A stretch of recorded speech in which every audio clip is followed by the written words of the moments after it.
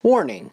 The following video contains massive spoilers for both Final Fantasy VII Remake and the original Final Fantasy VII.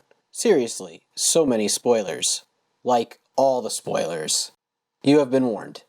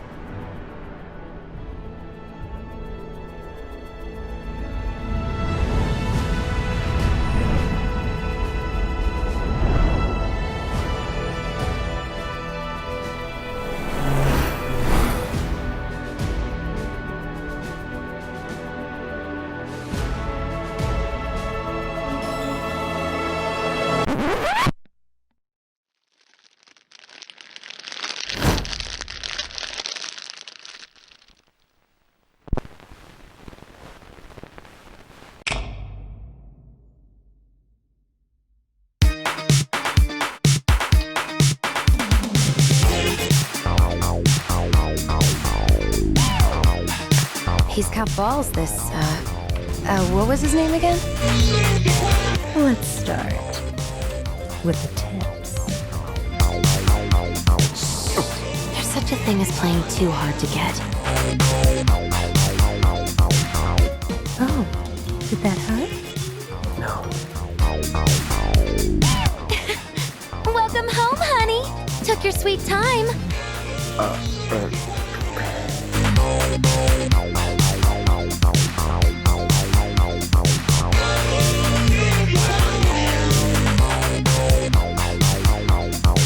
My hero.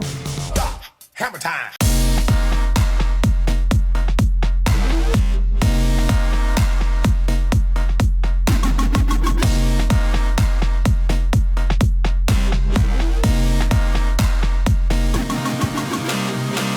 Maybe next time we can keep it just between the two of us.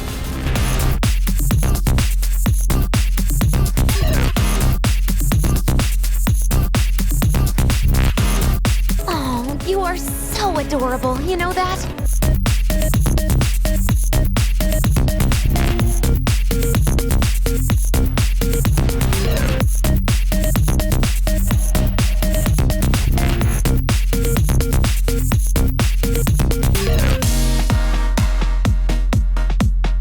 Let's see if we can't improve your circulation. Get that blood flowing.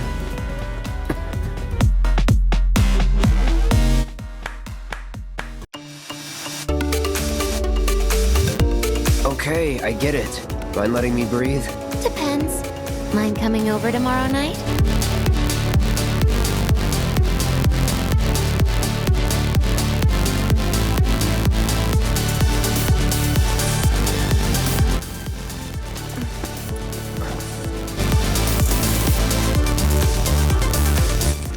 Beautiful. Sound good? Sound good? Sound good?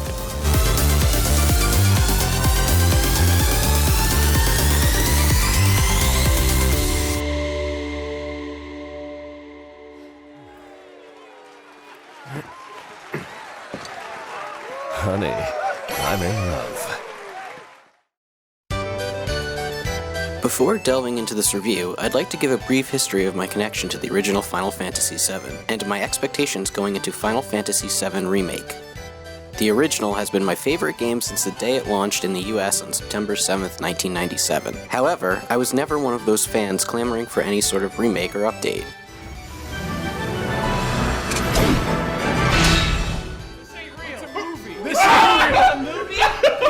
This ain't real! It's gotta be like a movie or something. No. Don't.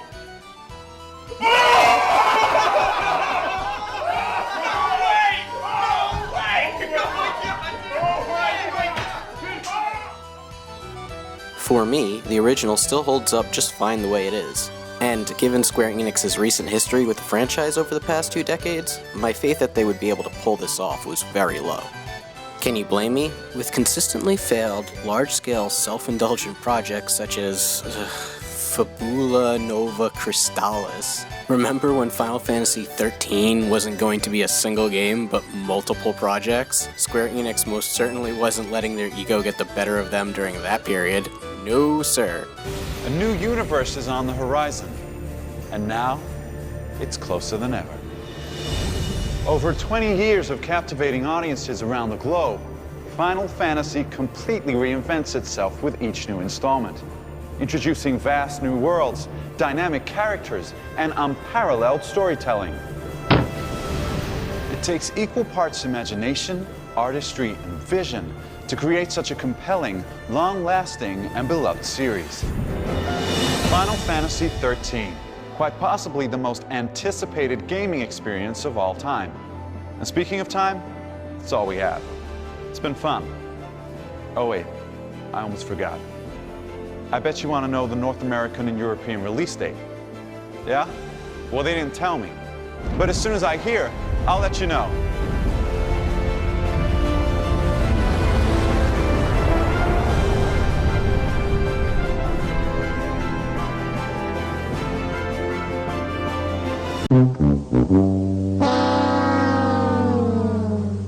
Or the compilation of Final Fantasy VII? Square in their names, I swear. Square Enix hasn't given me much of a reason to have faith in them over the past 2 decades. Infinite in mystery is the gift of the goddess. We seek it thus, and take to the sky. Ripples form on the water's surface. The wandering soul knows no rest.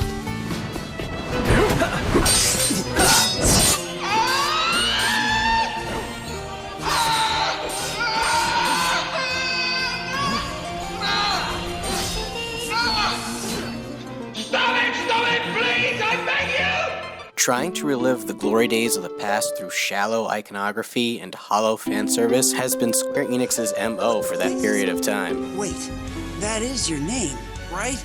Cloud? Like puffs in the sky? They've long since tapped out on the sort of personality, charm, or relatable characters and themes that drew me into the Final Fantasy franchise in the first place.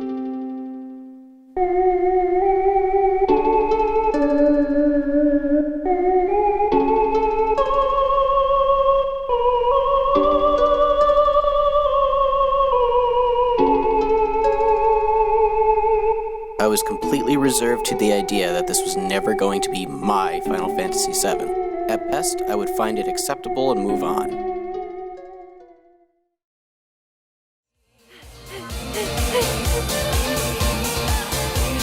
I have never been so happy to have to admit to being so very wrong.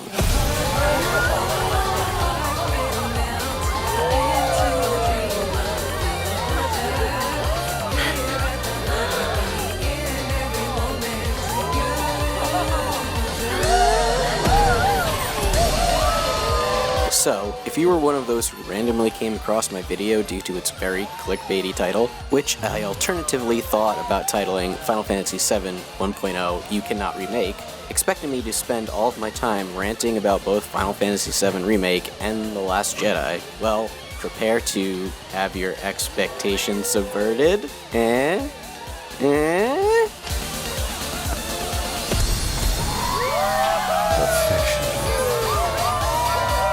Because Final Fantasy VII Remake is very much the last Jedi of video games. Subversive, challenging, thematically rich, almost brilliant in a lot of ways, and also extremely divisive within its own fanbase. Oh, great! These assholes again!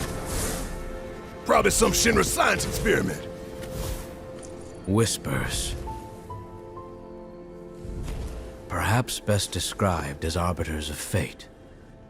They are drawn to those who attempt to alter destiny's course and ensure they do not. So join me, won't you?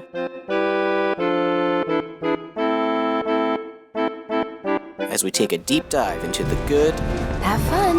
the bad, and the ugly of Final Fantasy VII Remake.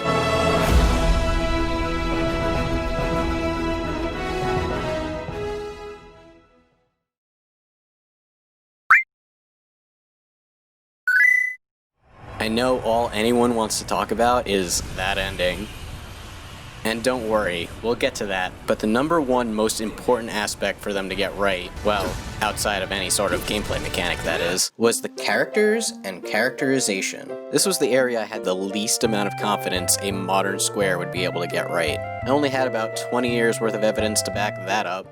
While the cast of Final Fantasy VII have consistently appeared in numerous spin-offs and crossovers since 1997, as well as having broken into mainstream pop culture.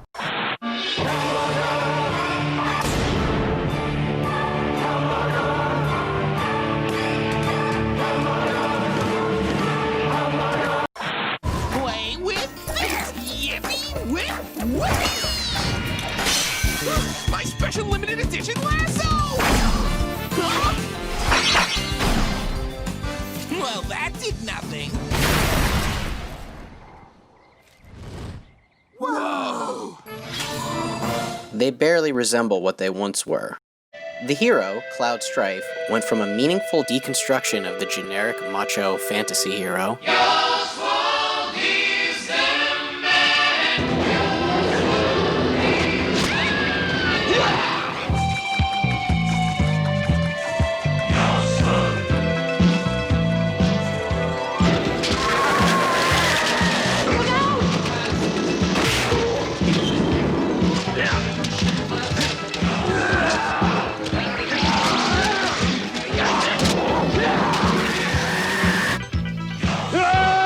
to a brooding stock anime protagonist, basically becoming the thing he was a deconstruction of.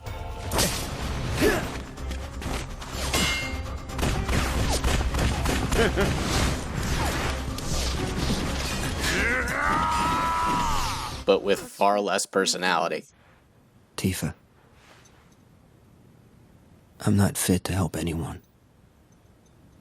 Not my family, not my friends. Nobody.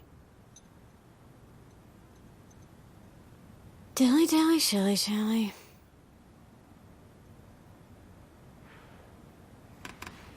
Dilly dally, shilly shally. He was an insecure child who just wanted to be noticed and failed at his lifelong dream of playing the hero.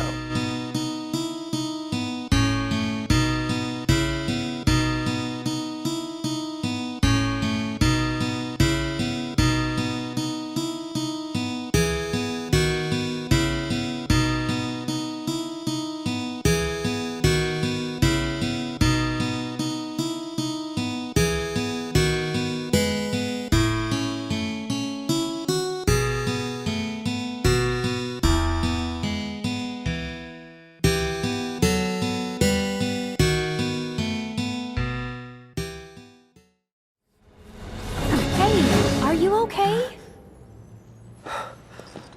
I'm fine. Here, this is for you. The game's heroine, Eris, went from a feisty, right. sassy, It's a spunky lead to this You know, sort of for scaring pure those things and away. angelic, well, dull and things? boring, idealized version of herself. So pretty. The face? The eyes. You like them? Then take a closer look. Eyes infused with Mako energy. A soldier trademark. Oh, you. Color of the sky, right? Uh-huh. But not scary at all. Then your worries are over, aren't they? Because the other two candidates are right here, right? Right. So yeah, if we're all in on it, then nothing can go wrong. I guess not. You? Me? Cloud? Makes no difference who gets chosen, does it? I don't know, Aerith. It feels wrong getting you involved in all this. Don't even bother trying to talk her out of it. Aww, Cloud gets me. Took you long enough. And the antagonist, Sephiroth, in particular, was a success because of how he was used, not necessarily who he was as a character. Used sparingly throughout the game, though constantly referenced as a frightening, unstoppable force, giving him that much more of an overall impact.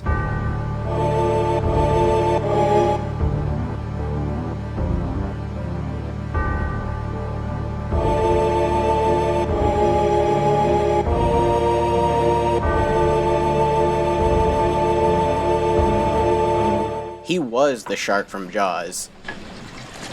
Slow ahead. I can go slow ahead. Come on down and chum some of this shit.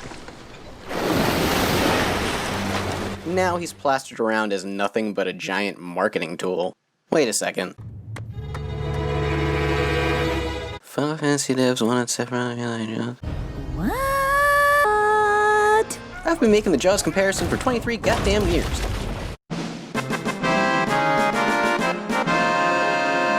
Okay! I mean, yeah, that Sephiroth in the fire shot was really cool. We don't need to see it recreated every time the character shows up in anything.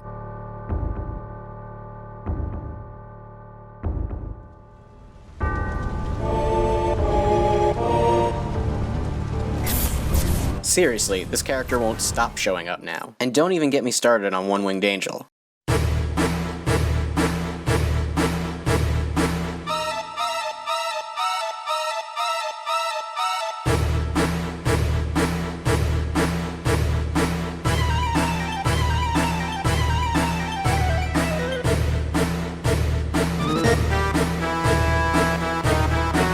Is it a great track by the great Nobuo Uematsu? Yes. It's like the orgasmic combination of Igor Stravinsky and Jimi Hendrix.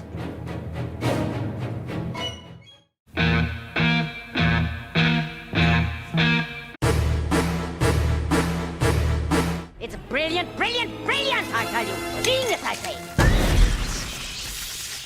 It's also way overplayed. If Sephiroth is showing up in anything, you best be sure you're going to be hearing that track.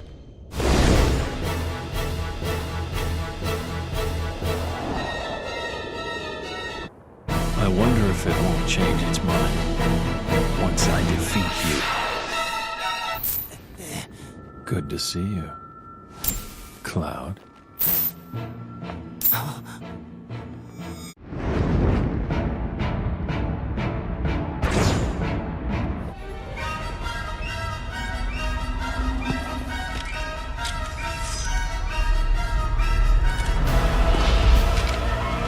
We get it. Enough with the chun chun chun chun ga ga ga chun chun chun chun. Please show some sense of restraint. Just save it for the final boss fight of the final part of the final game. That way, when we do hear it, it'll have the desired impact. Can you repeat the part of the stuff where you said all about the things? The things? Every member of the cast has had some sort of change throughout the years, some more drastic than others. But thankfully, they all seem to have made a return to their original selves in Remake. It's pretty old. Be careful. Okay. Easy now. You worry too much. I'm not some princess who needs to be coddled. Shit. With the notable exception of one character, but we'll get to that. Furthermore, in most cases, their characterizations have been expanded upon. I know it's hard. Just remember, you still have your daddy. You can build a new home together, anywhere. Giving them more depth and fleshing out some of the more minor characters, such as the Avalanche Trio. Hey there, Bigums, Reggie, Smalls. Brought a new friend to meet you. These little guys are on guard duty today. Okay. If there is one breakout star in Final Fantasy VII Remake, it's Jessie from Avalanche. She's wonderful. So, how'd you guys rate my latest and greatest design? 11 out of 10? No promises, but I'll think it over. Really? You will? I'd make a mean pizza, I'll have you know. Marsh, loosh, black millie, red jelly. I use only the best ingredients. Sound good? Never heard of any of that stuff. Though Cloud is still somewhat missing his cocky, hotshot attitude from the early goings of the original,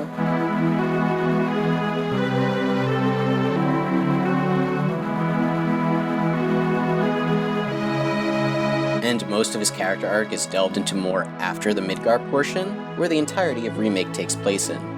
For the most part, this is very much the Cloud from 1997, certainly more so than any other iteration in the past 20 years. But I'm not like them. I'm not going just to look for work. I'm gonna be a soldier. The best of the best, like Sephiroth.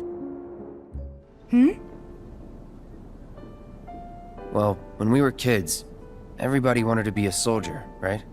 Yeah, I remember they were on the news every day during the war. Thing is, by the time I finally made it in, they didn't need heroes anymore. It was nothing like what we dreamt of. It was just working for Shinra. I did note that there was one big exception to this, and that's Sephiroth, who, in the original game, didn't even make an appearance until after this portion of the story. It wasn't even any sort of epic intro. He was just sitting in the back of a truck. In context of the game's ending, what they were trying to do with him kind of makes sense, but the execution is poor. Careful now. That which lies ahead does not yet exist. Cutting down his appearances would have helped, and we'll get to this later, but we are given no insight into his motivations in this game.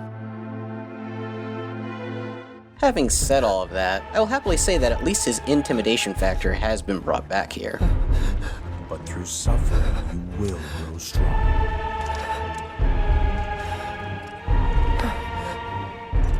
Isn't that what you want?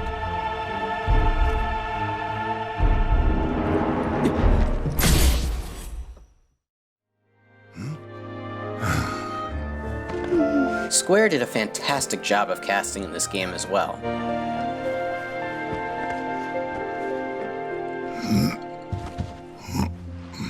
And that's why I've got to go. You remember that nice girl who came to find you? Well, now we have to go find her. And when we bring her home, you need to say thank you, okay? Okay.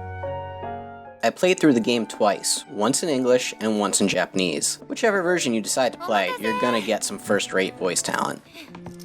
Hi, これ. Hi.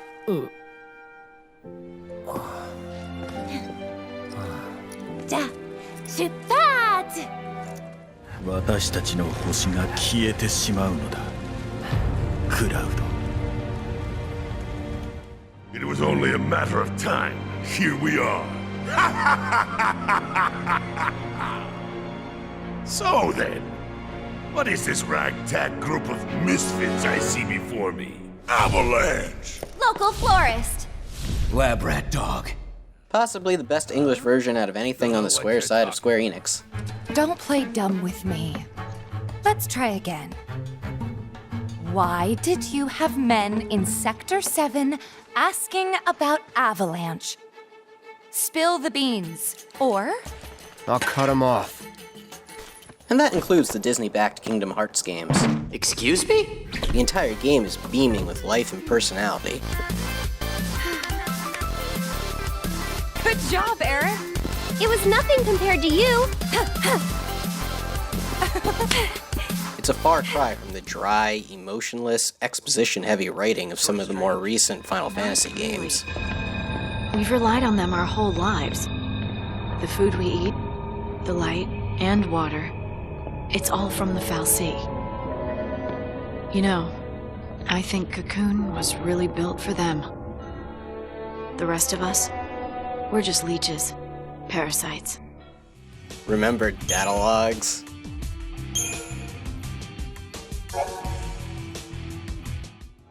I promise this entire video will not be me just dogging on Final Fantasy XIII, but I do feel it's important to stress how differently they presented Remake from 13, given that they share much of the same core dev teams.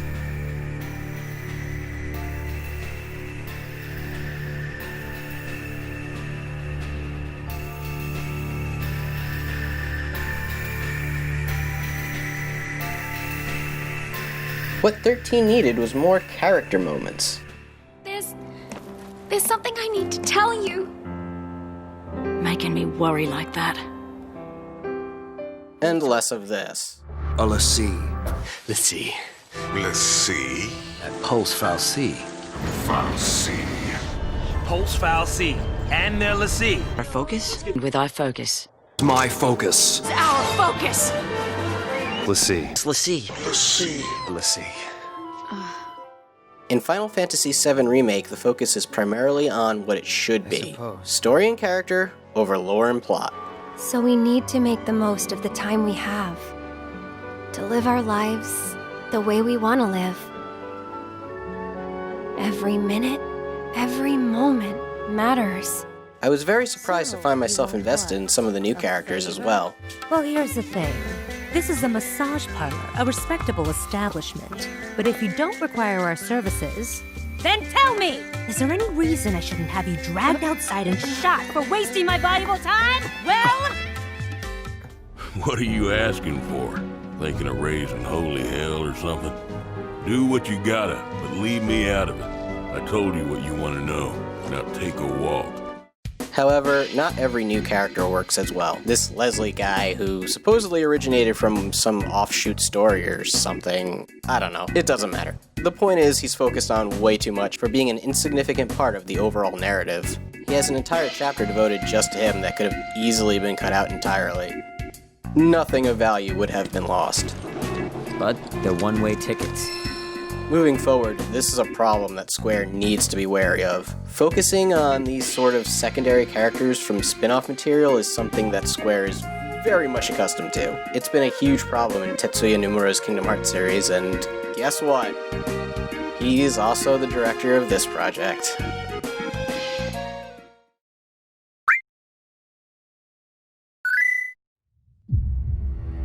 Director Tetsuya Nomura was not something I was too thrilled to see back when Final Fantasy VII Remake was first unveiled. That someday we would see them again. Woohoo! Perhaps it was no more than wishful thinking.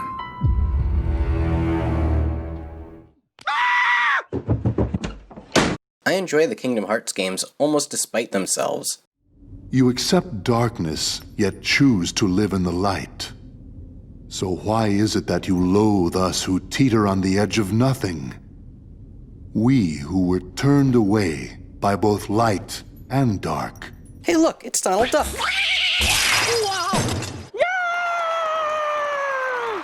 Nomura's penchant for style over substance, over-the-top action sequences, and complete lack of self-awareness has never quite suited my tastes. He was also the creative mastermind behind the compilation of Final Fantasy VII, and the less said about that, the better. We are monsters. Nomura has a little bit of an ego, and that's being kind. He doesn't understand the meaning of the word restraint, and he holds so much clout within Square Enix that there really aren't many people at the company who can reel him in. Thankfully, one of those people is Yoshinori Kitase, director of the original Final Fantasy VII, Final Fantasy VIII, and co-director of both Final Fantasy VI and Chrono Trigger. He'd be on the Mount Rushmore of Final Fantasy, and he's also the producer on Final Fantasy VII Remake. I won't begin to assume what influence Kitase has over Nomura, but Nomura's Nomura-ness is reined in here more than I've seen in any other project. Well, for the first 95% of the game at least. But we're getting to that, I promise. And that's not to say that Nomura's presence isn't felt throughout the game. It is.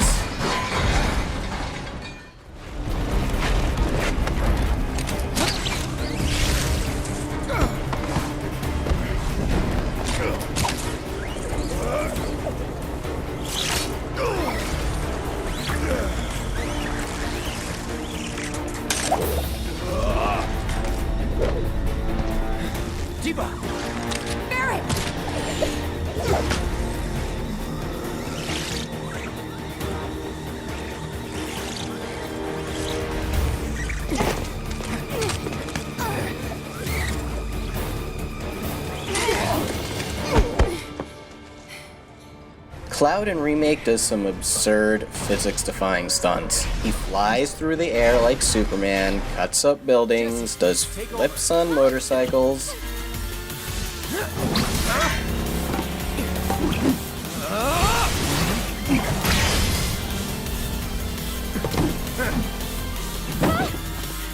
I think the craziest thing Cloud did in the original was doing a backflip off of a train.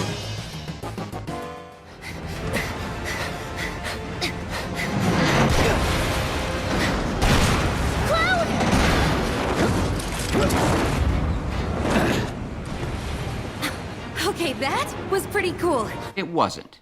Don't expect Cloud to be able to walk over 3-inch platforms when you're controlling him, though. That would be asking far too much out of him. In a movie, every shot, every action, every piece of dialogue needs a purpose to move the story forward. That's my family, Kate. It's not me. Otherwise, it's just wasted runtime.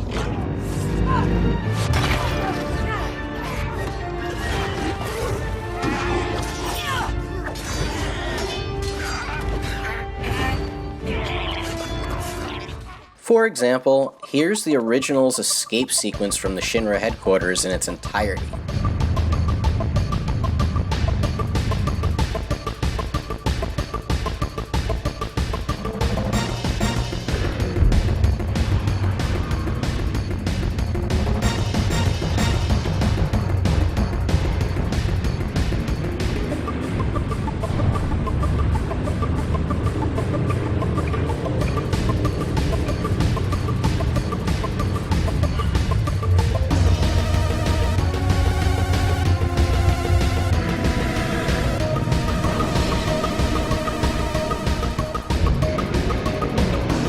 Under a minute long. And here is the same exact escape sequence in Remake, giving the audience the same amount of information, except let's speed it up because... Ain't nobody got time for that!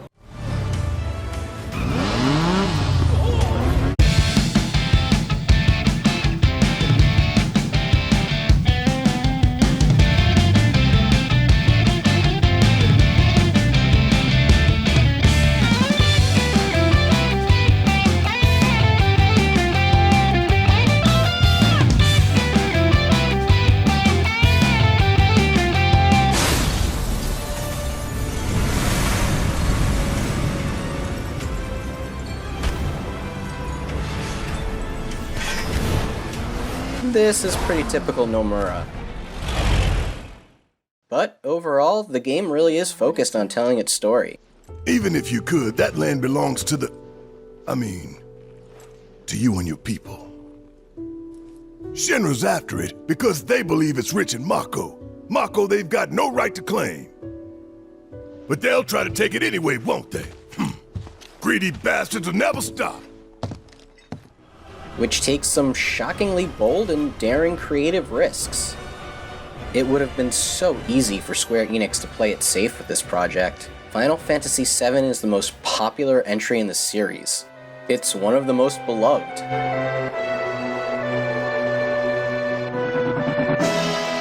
And most importantly, it's a really damn good RPG. A Final Fantasy VII Remake basically sells itself on the back of pure nostalgia.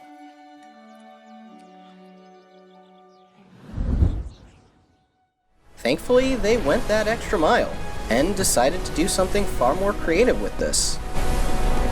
Let's go.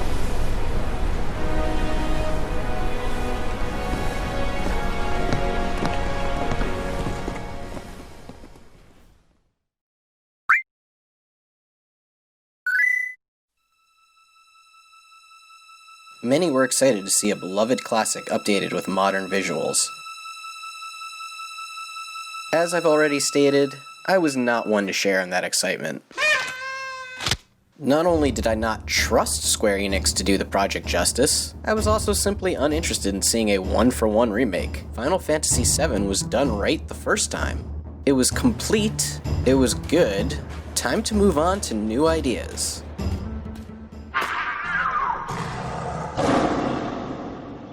For the past 5 years, I kept saying that if this project had to happen, then it would be far more interesting if they were to shake things up. Turn the story on its head. Don't be creatively restrained by adhering to the original, as if it was some sort of historical document. 70 years ago, we took the finest hops and barley to brew a refreshing, full-bodied lager. This is a video game where a guy with a sword twice his size rides giant chickens and hangs out with a talking cat riding another bigger cat. Take the risk. I'm gonna make it! I'm gonna make it! This is the greatest thrill of my life! Get crazy with it. You calling me crazy? Allow people to experience the story in a fresh way with some brand new surprises. To my shock and delight, that's exactly what Square Enix did. Well, what do you know? For, you see, the remake in Final Fantasy VII Remake has a bit of a double meaning. Not only does it refer to this being a remake of the original game, but it is quite literally remaking the events of Final Fantasy VII. The game is entirely aware of its own nature as a remake, even within the context of the story. The events of the original are implied to have already happened in some alternate timeline, so in essence, the game is about changing events that have already happened, not from some in-narrative backstory.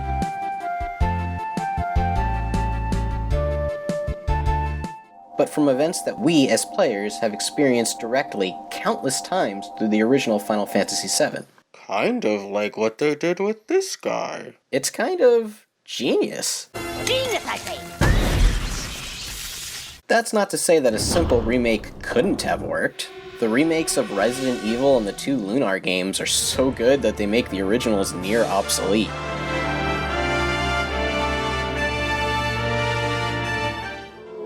Watch out! It's a monster!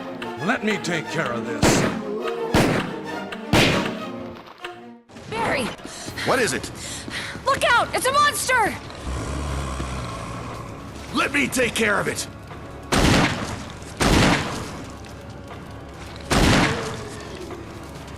And the recent remakes of Resident Evil 2 and 3 brilliantly update the gameplay while still staying pretty faithful to the original games. Square's even successfully done this themselves with some earlier Final Fantasy titles. However, those were less ambitious projects, designed for handheld gaming devices like the WonderSwan and Nintendo DS. And in the case of Resident Evil and Lunar, those were revisited because their original creators felt they weren't able to accomplish everything they had envisioned the first go-around, either due to budget or technical limitations, not because there was any overwhelming fan demand for them to do it.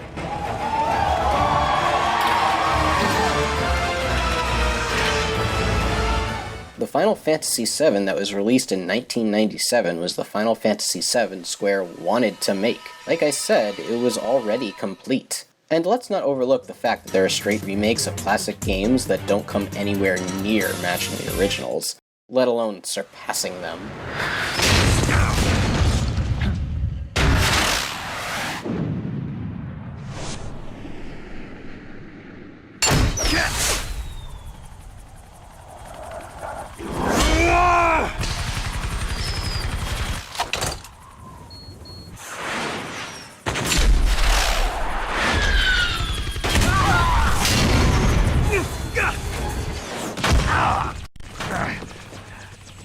Final Fantasy VII Remake isn't looking to render Final Fantasy VII obsolete. Rather, it's designed to be a companion piece. which is a good thing. Hey! After all, if you want to play a turn-based Final Fantasy VII on the PS4 exactly as you remembered it, well, you can.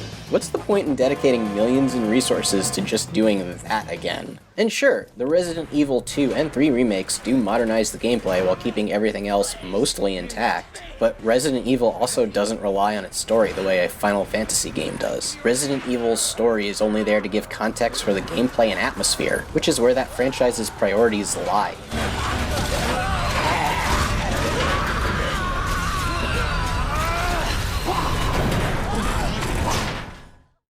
One of the most frustrating things is not having an easy avenue to play some of Square's classic games on modern hardware.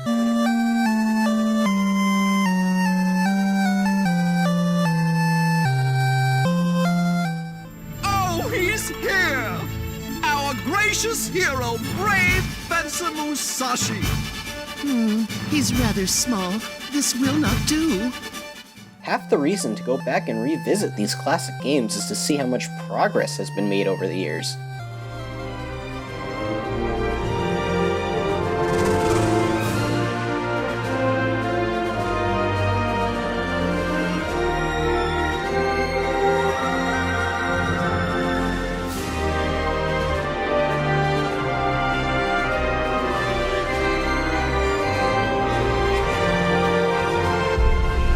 In other words, Square, hashtag release a collection of the original NES and SNES versions of the first 6 Final Fantasy games. Just do it! You heard the man.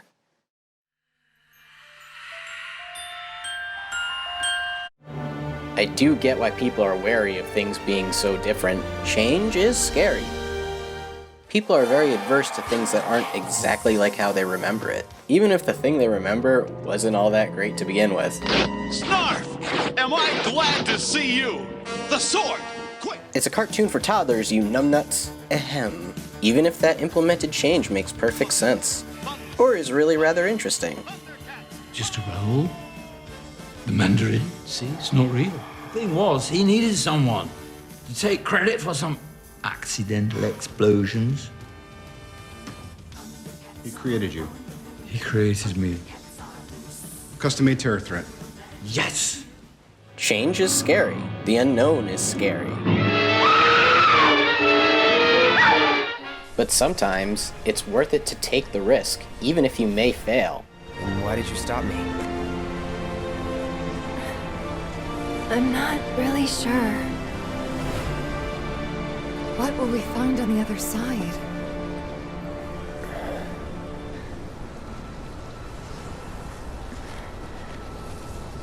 Freedom.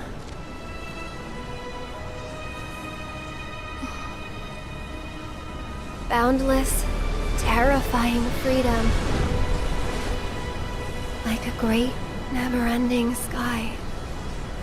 Which is Final Fantasy VII Remake's entire thesis statement.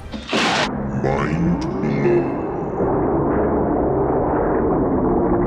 This brings us directly to the story of Final Fantasy VII Remake, and how it differs from the original. Sleep and dream the sweetest dreams. This isn't as much of a remake as it is an adaptation, kinda like how Peter Jackson's Lord of the Rings is an adaptation of Tolkien's novels. Sure, those are different forms of media, whereas here we're working in the same medium. But the structure of Final Fantasy VII versus Final Fantasy VII Remake isn't dissimilar from a book versus a movie.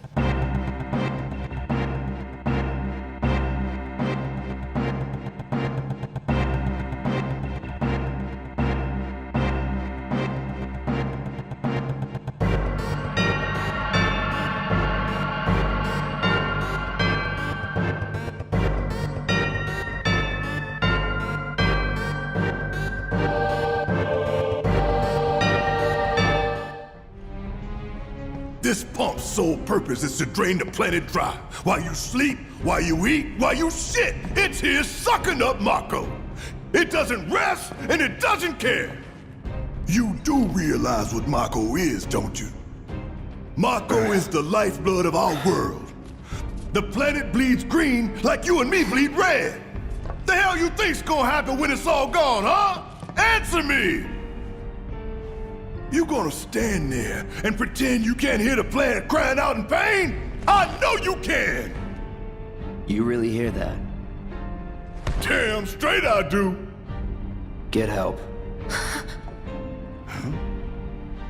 Say that again! As one would expect, Final Fantasy VII Remake's setup is the same as Final Fantasy VII's.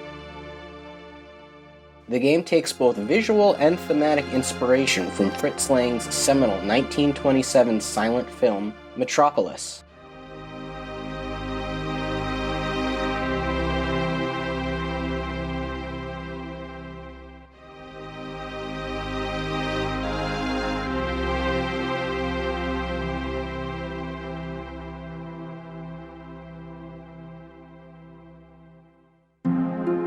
It's a story centered around classism, environmentalism, and corporate greed.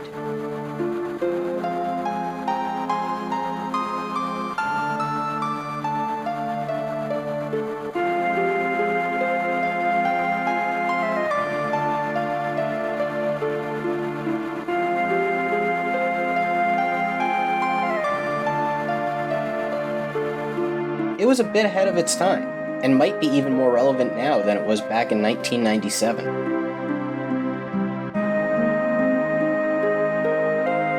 I always felt that Final Fantasy VI and VII was where Final Fantasy began to mature. Prior to VI, the previous entries were a bit more centered around basic fantasy themes and plots like protecting the magic crystals from the forces of evil and such. By comparison, Final Fantasy VII was quite a bit heavier.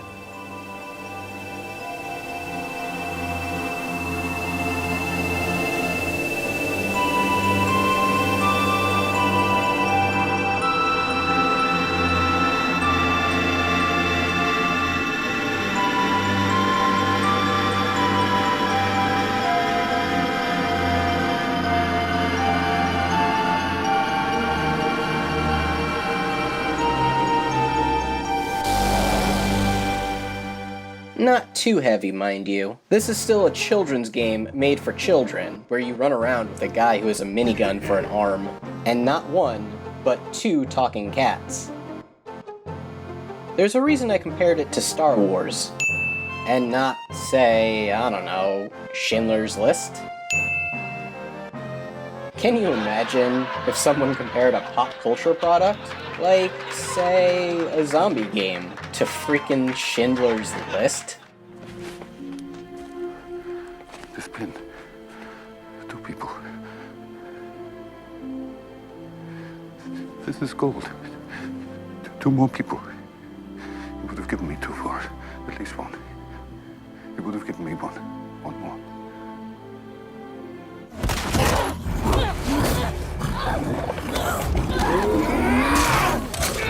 How embarrassing would that be?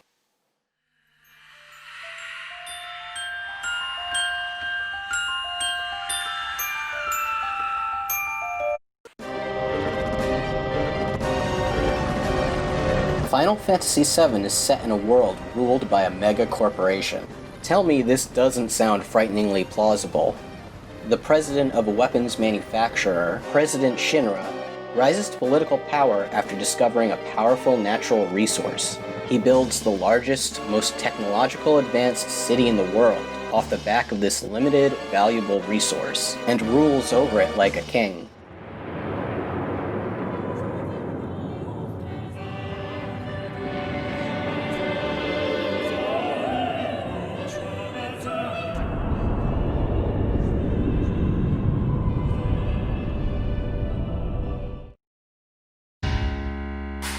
The city is separated by an elevated plate, with the well-to-do living in luxury on top, while the poor live in the slums underneath the plate, never being able to even see the sky.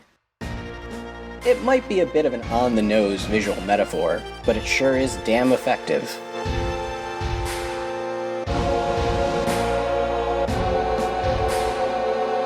Shinra's giant reactors slowly suck the life out of the planet. But immediate conditions are made better and more convenient for those living on the plate. Nothing but a bunch of lies. Except that Mako has made people's lives better. It's made people blind. Blind to the cold, hard truth. Shinra forms his own branch of elite police and military, and completely controls all media information. Right now, you command the undivided attention of every soul in Midgard. Huh? What is this? Breaking news from Mako Reactor 5. Shinra has confirmed the reactor to be the target of the bomb threat issued by the terrorist group Avalanche. There are even those living in the slums who are pro-Shinra, constantly being fed highly manufactured and false information by Shinra's own media. Another attack by amateurs who don't care about collateral damage. The sky is falling, and Avalanche is to blame.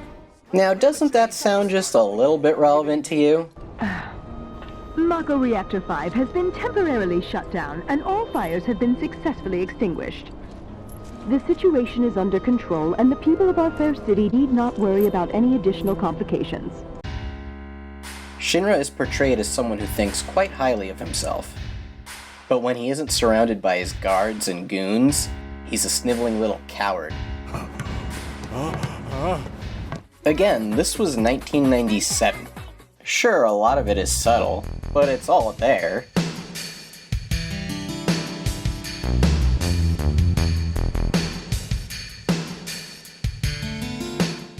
There have been more recent RPGs which deal with similar themes even more directly, and with even more substance.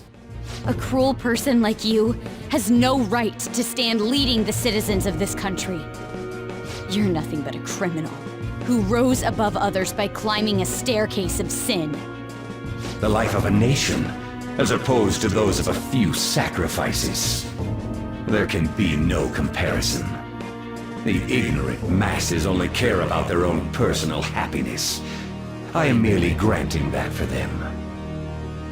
That is the social reform that only I, as the one chosen by God, can enact. I was just expecting a modern Square, you know, a giant global corporation, to push the original subtext even further into the background. Damn fools.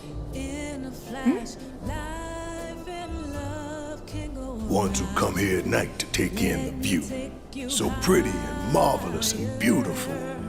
But every little light burning bright runs off her blood. And bit by bit they bleed her, never stopping to think how it'll end for them. While focusing more on the shallower aspects, like the game's iconography.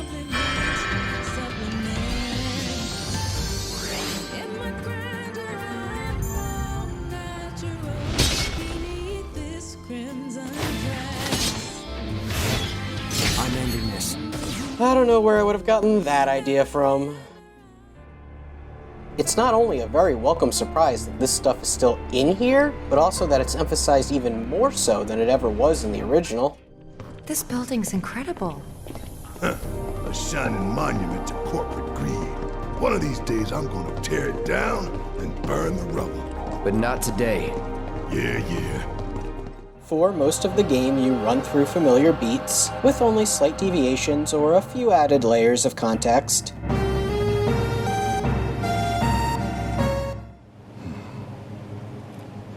All right, let's see if Little Stamp really can bite the hand that feeds. Go on, do the honors. Prove to me you're the man Tifa says you are. That you're one of us. Never said I was. I'm just here for the paycheck. Then do the damn job!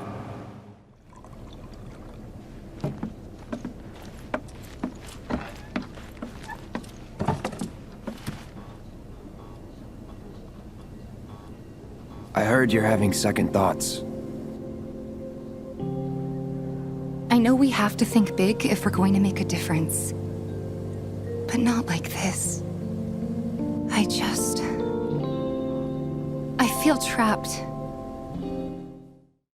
However, there is one major new element that is teased early on, makes a reoccurring appearance throughout, and then causes the story to take a sharp left turn at the very end. It's by far the most controversial element to this remake. and their name causes fans to run for the hills.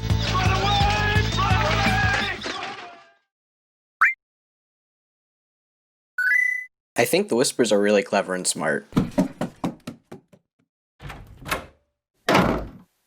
Stop, don't come back. Okay, I know I'm in the minority on this one, but hear me out. A riot is an ugly thing. So these ghost-like entities show up throughout the story to ensure that our heroes are traveling their destined path. Whispers. Perhaps best described as arbiters of fate. They are drawn to those who attempt to alter destiny's course and ensure they do not. This is basically Babel for making sure the game plays out exactly the same way as it did in 1997, with no creative freedom whatsoever. It's thematic. Cloud and Co. are literally battling tangible metaphors for the people who do not want to see deviations in this story. The question this game is asking is, does a remake need to follow strict guidelines set forth by its original?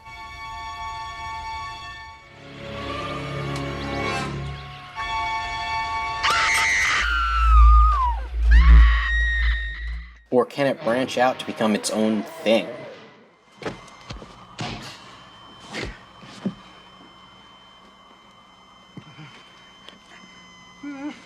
Clear!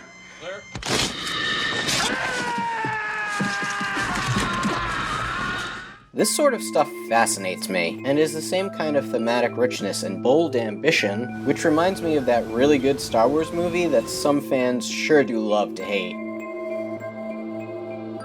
It simply makes more sense to me for Square to try and do something unique with this, rather than attempt to manufacture the lightning-in-a-bottle success of the original Final Fantasy VII. Many have tried to force this sort of success. Few have succeeded.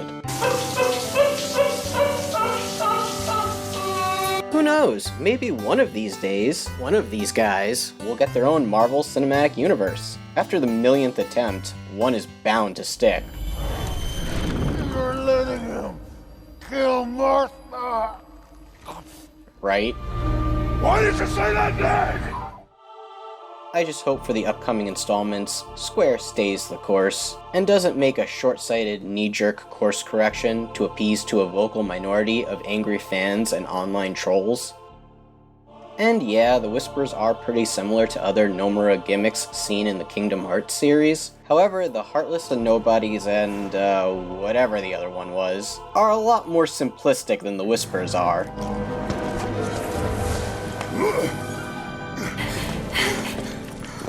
Barrett, are you hurt?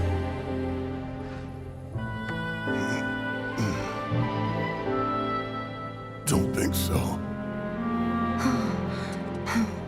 This death was not the one ordained for you by fate.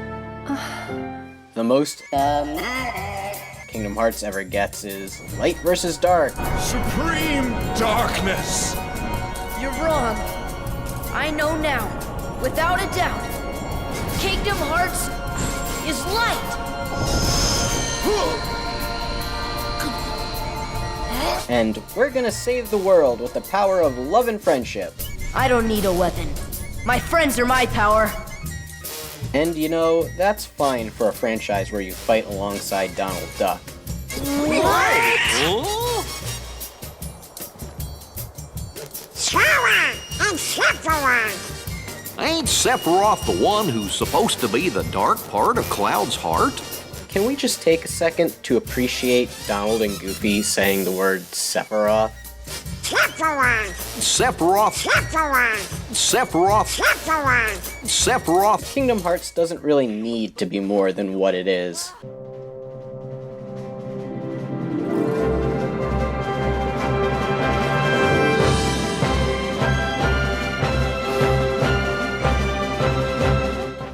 All of this is where the story of Final Fantasy VII Remake really shines the most for me, and entering into uncharted territory is both unexpected and exciting.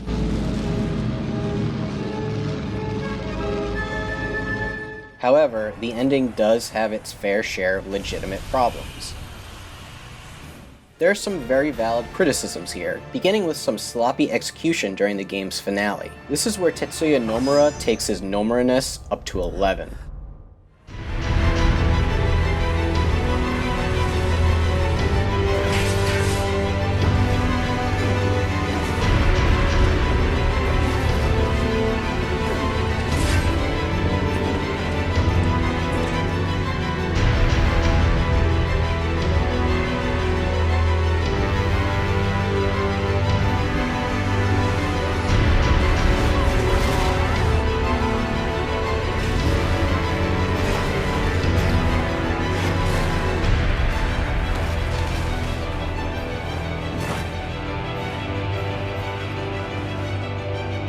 It's a mess. The rest of the game is so well done that it's a lot easier to kind of brush this off as Nomura just being Nomura. But the one thing I can't overlook is not being given crucial information about character motivation.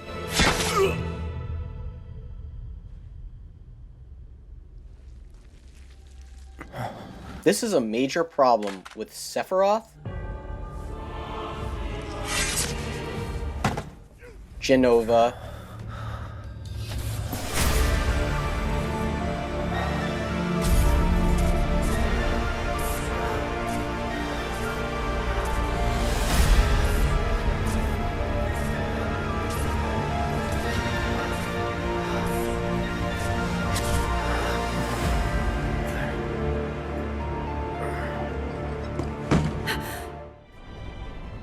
and the previously unseen and completely unmentioned Zack. When it comes to action sequences or the specific minutia of what's happening, that's one thing. That stuff's not quite as important. However, things like, well, character motivation are crucial to telling a story. The reunion. Is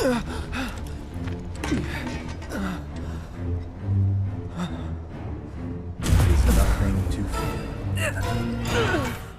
And unfortunately, Sephiroth, the final boss of the frickin' game, never has his motivations explained during this entire installment. Did you miss me? Not really. It's tough. Yeah, so what? Screw him. If you are new to the world of Final Fantasy VII, this entire ending is completely inaccessible for you. 7 seconds till the end. Time enough for you, perhaps. But what will you do with it? Let's see. You're not going to understand who Sephiroth is, what his ultimate objective is, or why he's doing what he's doing. The final battle has no context, no emotional weight behind it, and therefore no stakes. It sure is flashy, though.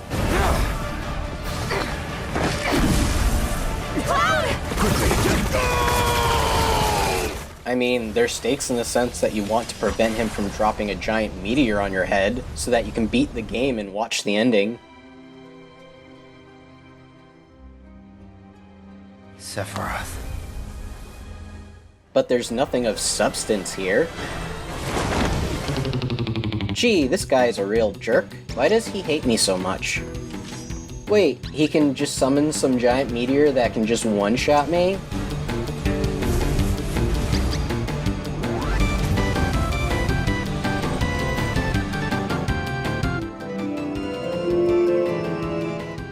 What? Why did he just transform into a giant tentacle monster?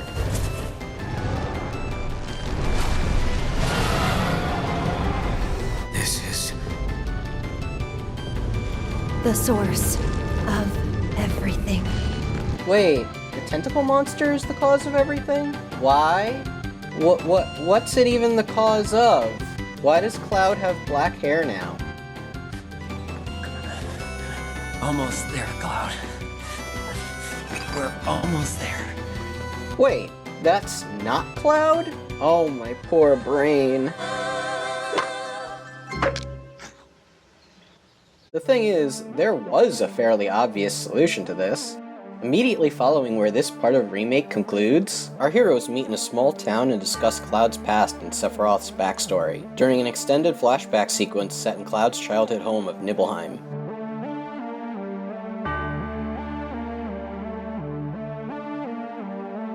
It's one of the most compelling sequences out of any Final Fantasy title.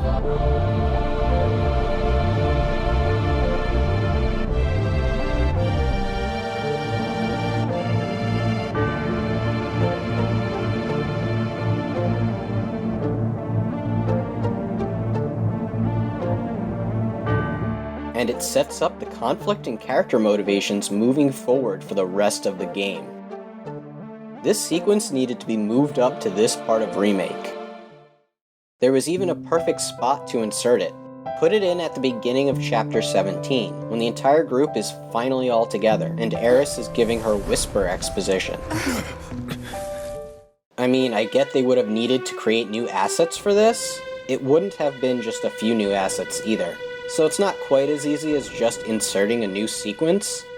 They would have had to have poured a lot more time and resources into this, but it would have been completely worth it.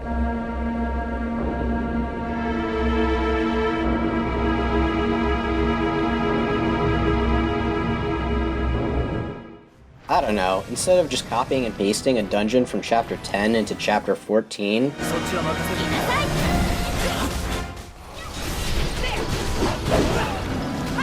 while focusing on a completely needless side story, centered on a character with no real direct ties to the plot, it would have been nice to get some context for the game's main antagonist. That's all I'm saying.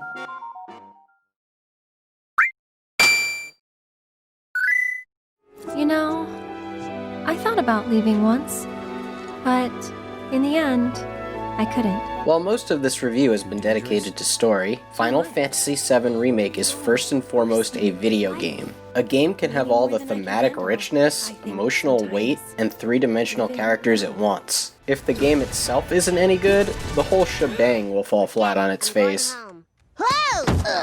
This is what separates video games as an art form from movies. Story is secondary, and in a lot of cases, completely irrelevant to a game's quality.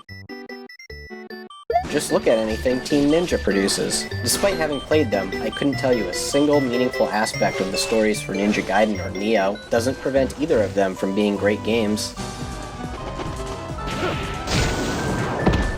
On the flip side, a game with a well-developed story but poor gameplay mechanics will be destined for mediocrity. Movies are passive experiences. I like warm hugs. But video games have the luxury of being able to tell stories in purely immersive, active ways. Everything that lives is designed to end. We are perpetually trapped in a never-ending spiral of life and death. Is this a curse? Or some kind of punishment? I often think about the god who blessed us with this cryptic puzzle, and wonder if we'll ever have the chance to kill him.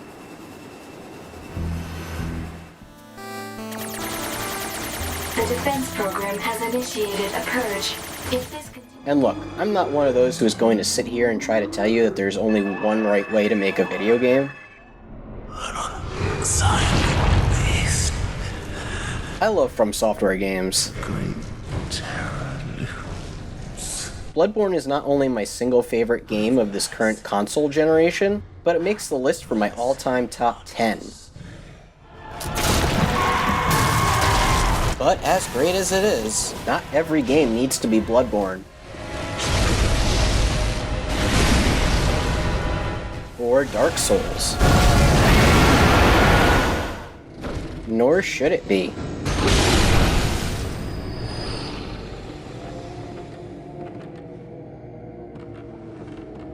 Objection!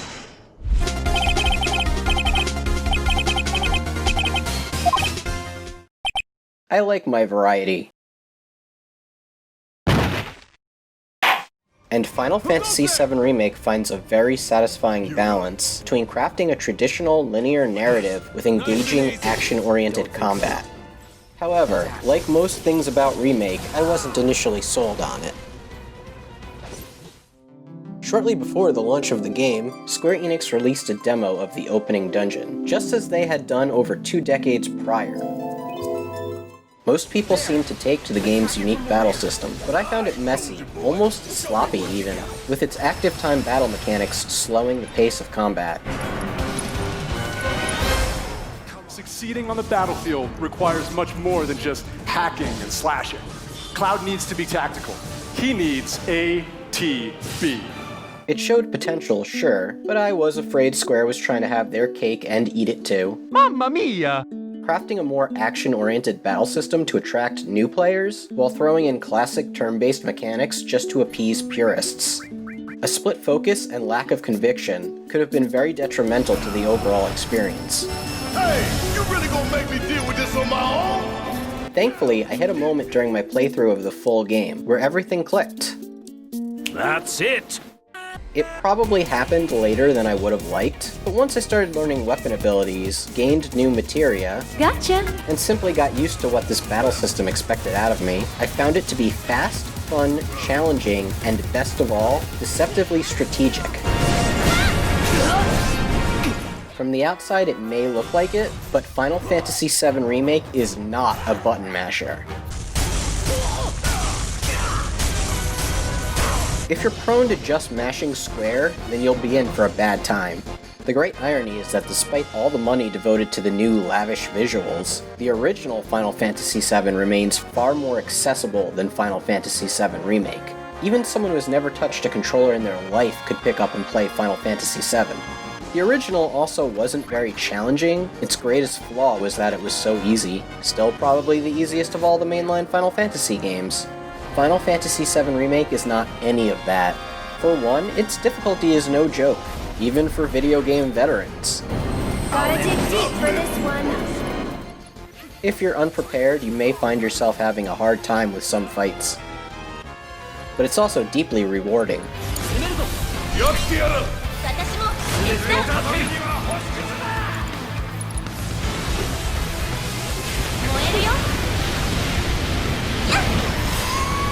If I were even to attempt to compare this game's combat system with something else, it's like they married the best aspects of both Final Fantasy XIII and Final Fantasy XV's combat, ditched all the terrible stuff, and smushed them together to make one big, beautiful baby that's far more talented and likable than either of its parents. While you only have access to 4 of the original's 9 playable characters here, the best aspect of the new combat is how distinct each character feels to play. This was another big issue many had with the original. As deep as the customization was with Final Fantasy VII's materia system, the drawback was every character could end up feeling a bit samey. Other Final Fantasy games allowed for character-specific abilities,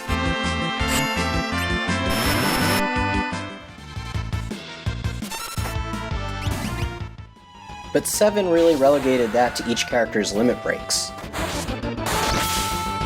Which was a great mechanic, though it had limited usability.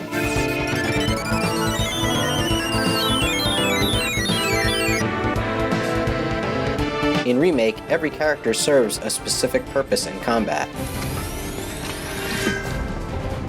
Barrett's gun targets long-ranged enemies. Well, so much for having Cloud do all the fighting. There are some places a sword just can't reach. Eris deals heavy magic damage. Tifa is used to stagger enemies. Now's our chance. I've got this. Finish him off. While Cloud finishes off downed foes. Tifa is my favorite character to play as. I've always been prone to fast, combo-heavy characters in fighting games or action games.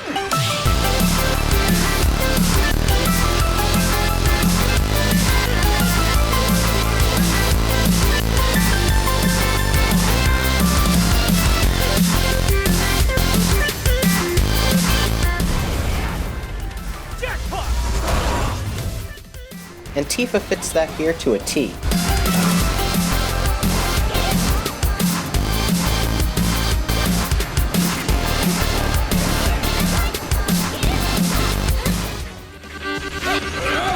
Of course, it's not a perfect system.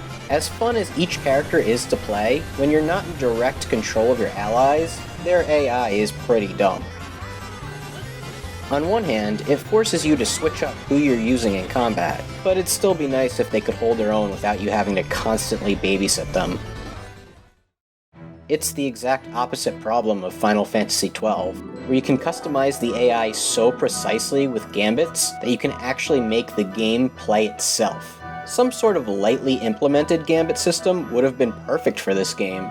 It doesn't need to be quite as deep as Final Fantasy XII's, and a similar system to what I'm referring to was used in Final Fantasy XIII with the Paradigm system. Boss fights also have scripted cutscenes within battle. It's just a house. Which can really mess up the flow of combat. There is nothing more deflating than working so hard to stagger a tough boss, only to have its stagger gauge automatically regenerate in an instant, because you just happened to stagger it right when a cutscene was about to trigger. Beyond that, your dodge is practically useless. Certain spells often miss their targets. Why don't you lead the way? Damn you, Blizzard. But the worst by far is getting cancelled out of casting spells. If you take an incoming hit during a casting animation, not only do you use up an ATB meter, but even worse, you lose the MP for casting the spell. It's easily the most aggravating aspect of this otherwise terrific combat system, and I really hope, if nothing else, that gets tweaked in future installments.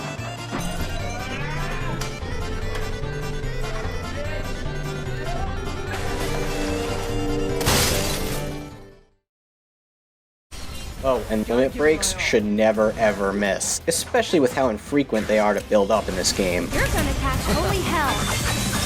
How's that?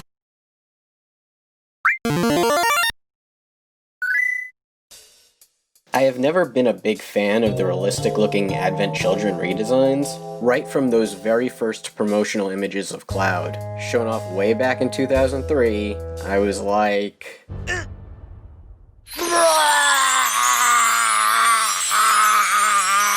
These characters were designed to have a more 90s anime look.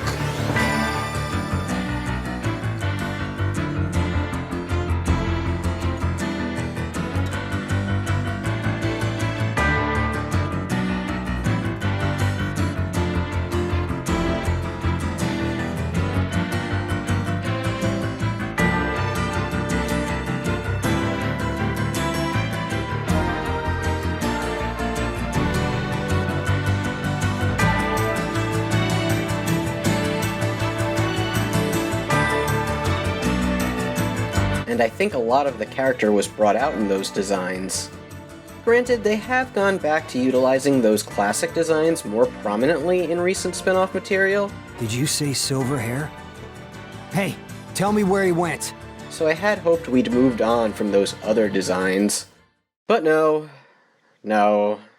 Remake sticks with the Advent Children look. Tetsuya Nomura's art style itself has become gradually less appealing over the years.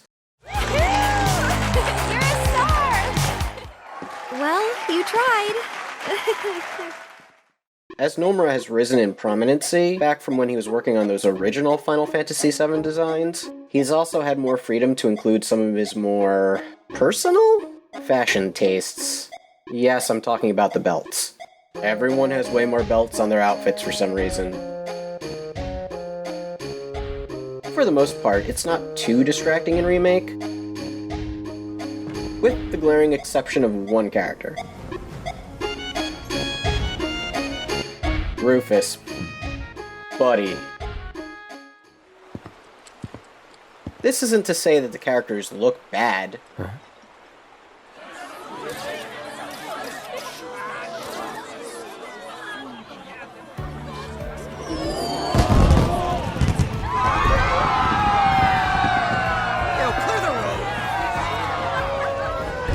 No, the models in this game are absolutely gorgeous.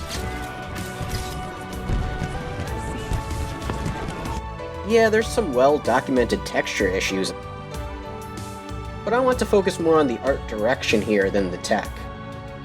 For the most part, the characters look great, even if it isn't quite my preference. I do like some of the small little details they've made, such as the floral pattern on Eris's dress. You smell nice. And they do have more of a balance here between those original designs and those Advent Children designs, which you can see most prominently in Tifa's evolution.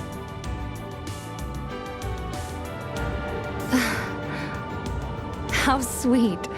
When did you get so thoughtful? She looks fantastic in this game. What do you think would suit me, huh? If there's one gripe that I still have here, it's with Cloud's hair, which they still can't seem to get right in this style. It looks more like a spiky blob than his trademark banana hair. It's especially odd because they have a game on the PS4 rendered in the exact same engine as Remake, which does use the classic look. And it looks way better. Just, copy that. But at least they did make huge improvements in the character models from that very first gameplay teaser that was shown off in 2015. I'll admit that initial trailer was the reason for quite a bit of my concern for this project. There's no other way to put it. That was a bad trailer. Look at how hideous this character model is. And the lighting is so flat and unappealing. A big reason why this project took as long as it did was that Square scrapped this version and began working on it again from scratch. This was unquestionably the right call, which just goes to show you that sometimes it actually is worth the wait.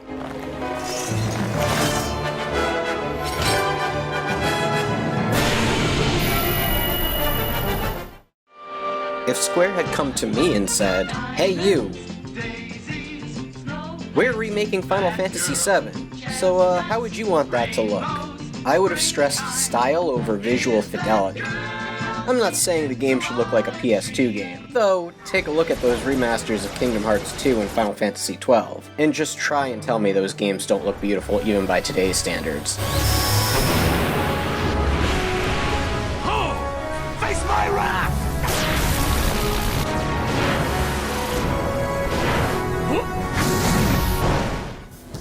What I'm saying is, you don't need high-end character models to make a game look great.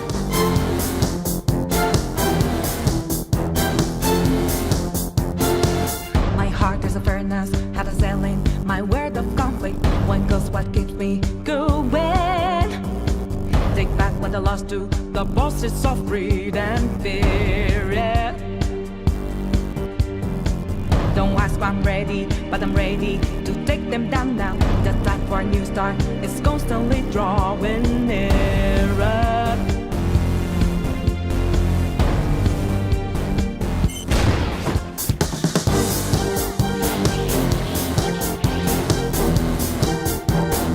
Beautiful rose has thorns. Be more creative with your aesthetics. この程度で値上げてどうすんだ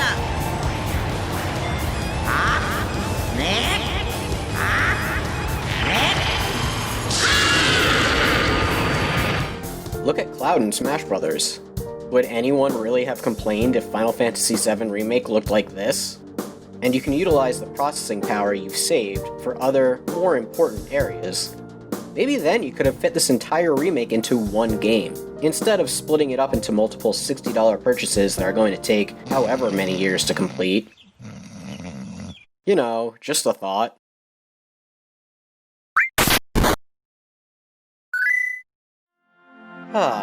We've come to the part where we bitch about all the big, medium, and small things Square Enix screwed up. In other words, the part the majority of you immediately skipped to. So, welcome all cynics and pessimists. How are you today? Oh, sorry to hear about that. While I am going to pick some nits here, I'm not going to get so nitpicky as to complain about stuff like anime grunts in a Japanese video game.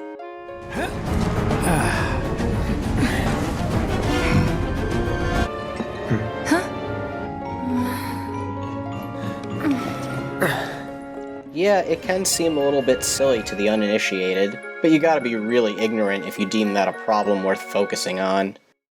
We're going to start with the elephant in the room. What exactly are you trying to say? What exactly am I trying to say? These are a bunch of fucking elephants. Fight you.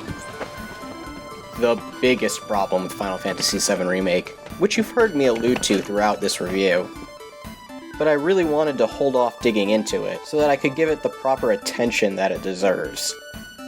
And that is that Final Fantasy VII Remake does not cover the full story of Final Fantasy VII. In fact, in the original Final Fantasy VII's 3 discs worth of content, it only covers about a quarter of the first disc. Yet Square Enix is charging a full $60 for this game, and will likely charge full price for any subsequent installments. I can't blame anyone who feels ripped off by this. All I can say is that as someone who had issues with them handling it this way, and honestly still does, and had major reservations about the game prior to its release, I did feel like I got my money's worth. I played through it twice for a total of over 100 hours. My final save was at 110 on the dot, and I enjoyed every minute of it. No surprises there. Except for the chapter that dealt with this guy. But this is all going to depend on what you as an individual value in your game, and who knows, I may even feel different if the rest of this project doesn't meet the standards set forth by this game, which is entirely possible. I am glad the game isn't stacked with any extra monetization. As of yet, there's no DLC, no microtransactions, no live service elements to bleed your wallet dry. Of course, other companies, partaking in even shittier business practices, or even Square Enix themselves. Make your own choice and embrace what you've become with Deus Ex Mankind Divided Augment Your Pre-Order. Augment Your Pre-Order is your chance to customize your Deus Ex experience from the very beginning by choosing the pre-order rewards you want. Does not excuse the shitty business practice in question. Since Final Fantasy VII Remake feels like a full game on its own, and it feels like they split this up into parts out of necessity, instead of trying to purposely hold back content in order to maximize the amount of $60 purchases, or more, they can extract from you, I am willing to give them the benefit of the doubt, for now. Also, not every element is properly fleshed out here. It does have its fair share of filler. I've already discussed the primary culprit of this, but there are other, smaller examples throughout the game. Though, I'm only going to single out one instance which really stood out to me. As I've already stated, every scene has to move the story forward in some way. That's my family, Kate. It's not me. And that Tetsuya Nomura is not really a storyteller that adheres to this rule? In Chapter 10, there's this weird little cutscene that serves no purpose whatsoever. There's a sweet little character building moment between Aeris and Tifa. How about this then? Think of something fun. After saving Sector 7, you're gonna... I'm gonna go shopping. Topside. I'll buy stuff for the bar, decorations, coasters. Can I come? You'd better. Then it's a date. So far, so good. When the scene is for all intents and purposes finished, and we've been given all the important information, it continues with an action sequence where the bridge breaks and Cloud falls. Cloud! Hold on tight! On 3, okay? 1, 2, 3! After the girls immediately save him, the game continues on. Okay, now, here's the problem.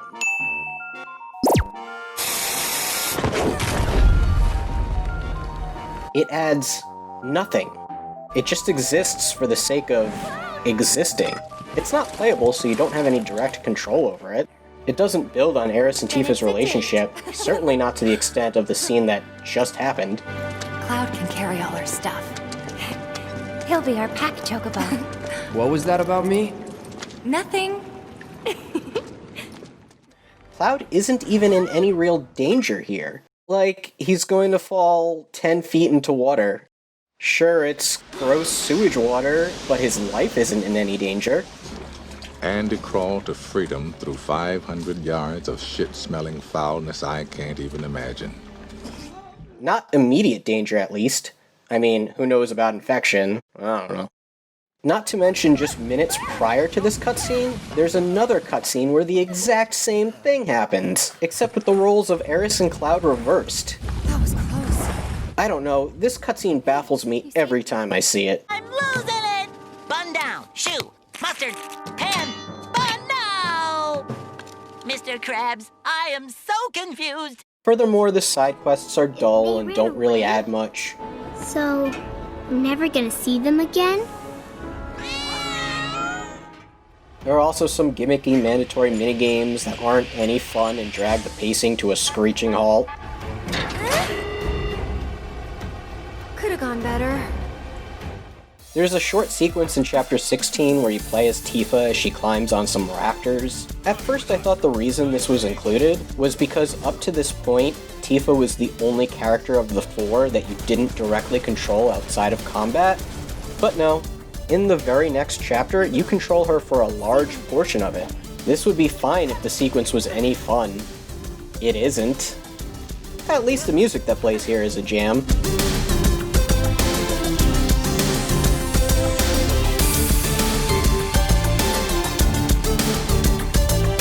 Oh, and before we move on, a tiny little lesson to any aspiring storytellers who may be listening.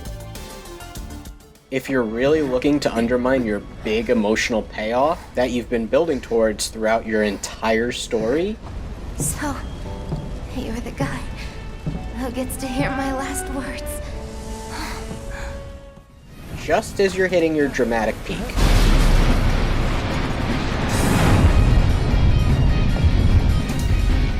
Make sure to throw in an anthropomorphic cartoon cat. Meet Ketchi. Spelled like Kate Sith, but pronounced Ketchi. He's a walking, talking robo-cat who has no relevance to Final Fantasy VII until much, much, much later in the story. But let's just toss him in here during the game's most dramatic scene for, reasons?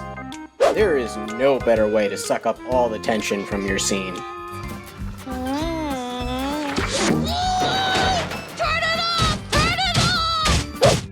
So yeah, the game isn't perfect. But really, what is? Nobody's perfect. Doesn't have the truth. Well, other than like A Link to the Past.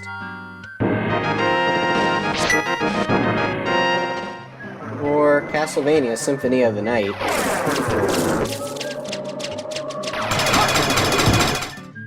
Or pizza. You gotta order a million pizzas, and then I gotta roll around in them pizzas, and that's the story about how I turn into a giant pizza. Peaches. Oh, this is fantastic. Makes your taste buds come alive. All 3 seasons of the 3-season Arrested Development. Oh, I'm afraid I just blew myself. There's gotta be a better way to say that. Of which there was most certainly only 3. And never any more than 3. The opening 5 minutes of Up. Any collaboration between Gene Wilder and Mel Brooks.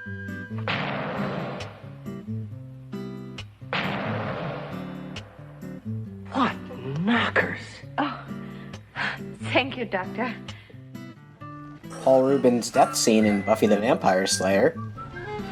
Ooh, ah, ow, ooh, ah, ah,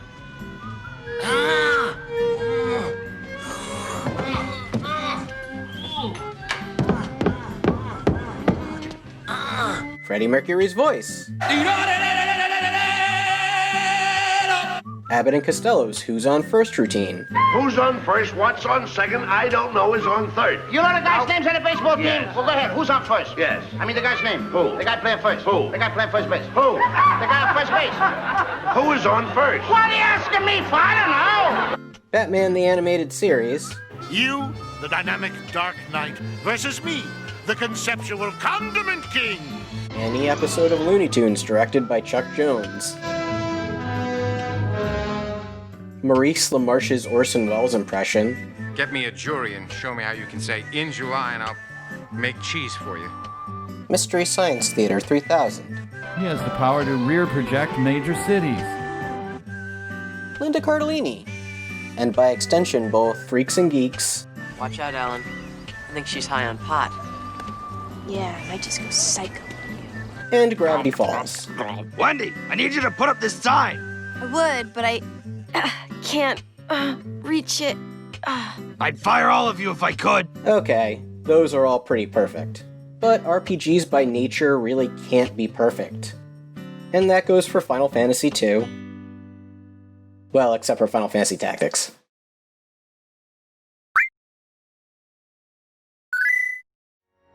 After the credits roll on Final Fantasy VII Remake, we are left with endless possibilities of where this will go next. So let's talk a little bit about theories. You know, the fun stuff, as well as how Square can still muck this all up. I am going to use the information that has been given by Remake to say what I feel they should be doing with this, rather than what I think they will be doing with it. After all, who the heck knows for sure what they're going to be doing here? But I am going to try to keep this focused on what I feel are realistic possibilities, not anything too crazy or outlandish. Well, maybe except for one teeny tiny itty bitty little thing. Cloud may be the protagonist. Hey, who are you? But the most important character in Final Fantasy VII Remake is Aeris. Maybe you're not okay.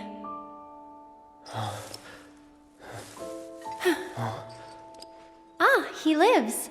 Finally awake, are we? You're... Aerith. It's Aerith. And you are? There's some as of yet unclarified mystery surrounding her. Huh? She seems to have some understanding of events that haven't occurred yet within the story. You don't mind, do you? Bodyguard work's not too different from Merc stuff, right? I guessed. From the sword. Just do this for me, okay? Aerith, there's a bar in the center of town, 7th Heaven. I need you to... Get Marlene to safety, right? It's okay. I'll find her. Though not a full picture of her ultimate fate. And for all you people who haven't played the original Final Fantasy VII, this is where we talk about a major spoiler for a 23-year-old game. Not just any spoiler, but the... No. I am your father. Of video games. It's so iconic that people who have never touched a Final Fantasy game in their lives may know it.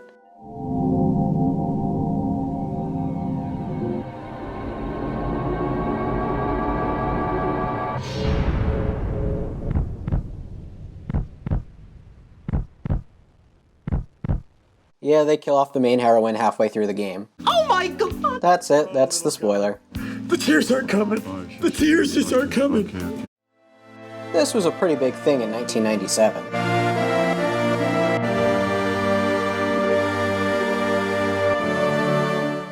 When most game stories consisted of jumping on turtles or shooting zombies in the face. Here's a really likable protagonist that we've put so much effort into making you like.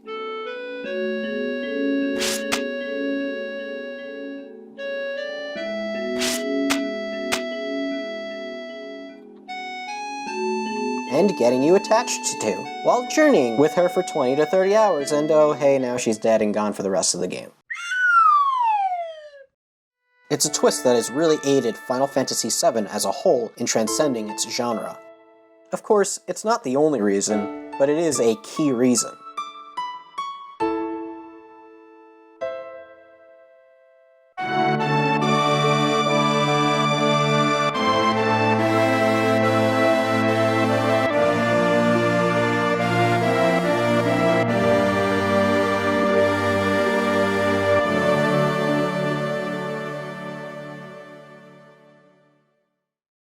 And here's the thing that's so fascinating to me about Remake.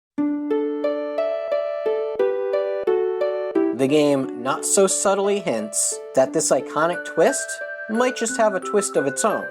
Yep, the game is clearly foreshadowing a possible different outcome where Aeris won't be killed off. Do I get a say in all this? It's almost morning. Time to go. coming for you.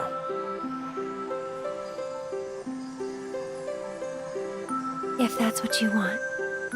Thank you. In fact, the whole theme of the game seems to revolve around this. Perhaps best described as arbiters of fate. They are drawn to those who attempt to alter destiny's course and ensure they do not. It's basically the same theme as the Terminator. Well, we can change it, Kyle. We have to at least try. There's no fate but what we make for ourselves, right? So here's a pretty clear example.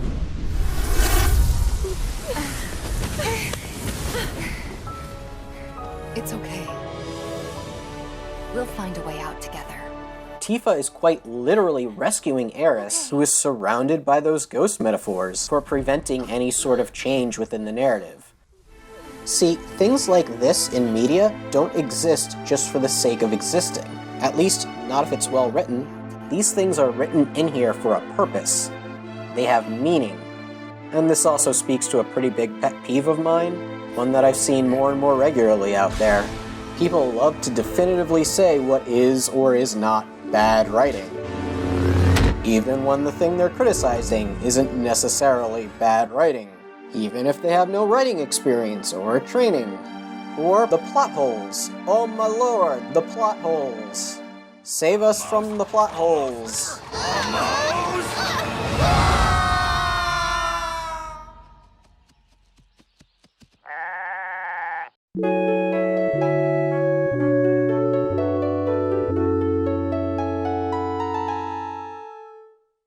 And I've heard so many people incorrectly state that not killing Eris off, as we all expect to happen, would be bad writing.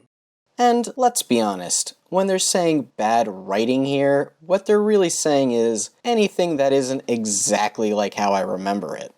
At this point, with as much as they've been foreshadowing it, Okay.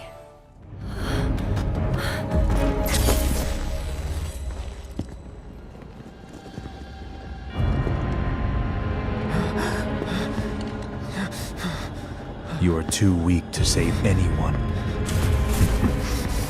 Not even yourself. Still thinking about the plate?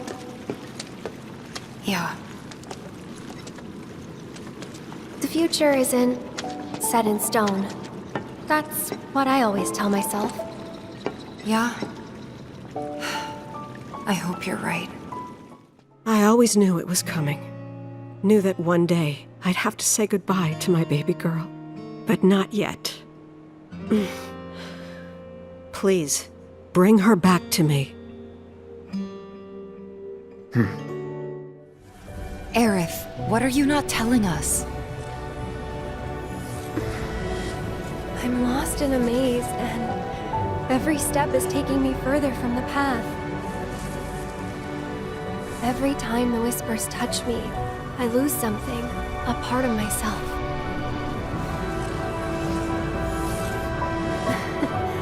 Follow them, the yellow flowers.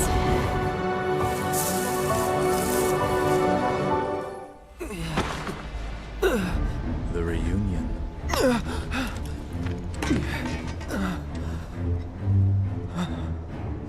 Is nothing to fear.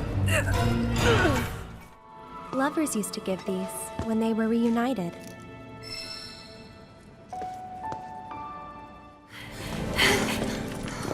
Barrett! Are you hurt?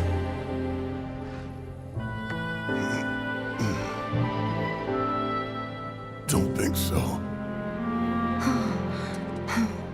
This death was not the one ordained for you by fate. Through the attic. Maybe we can get out that way. Right. Through that hole.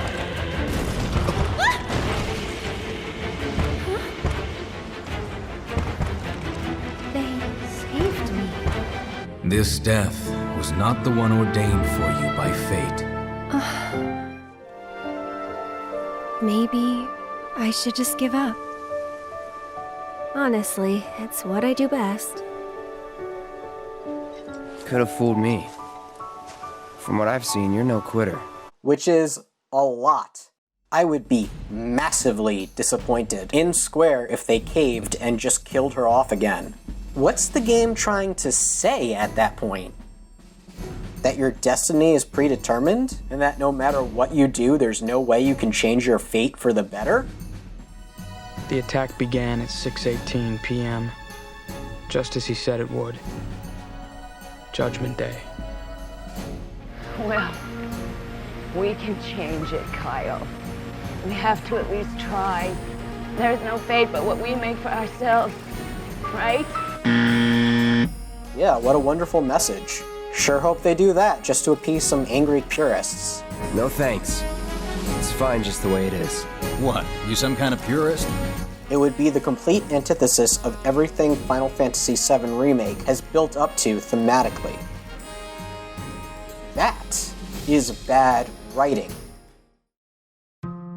Now, having said all of that, there is some legitimate worry that they could be taking this a bit too far. Nearly every character who had any sort of meaningful death in the original has been brought back, which is a problem. Wait!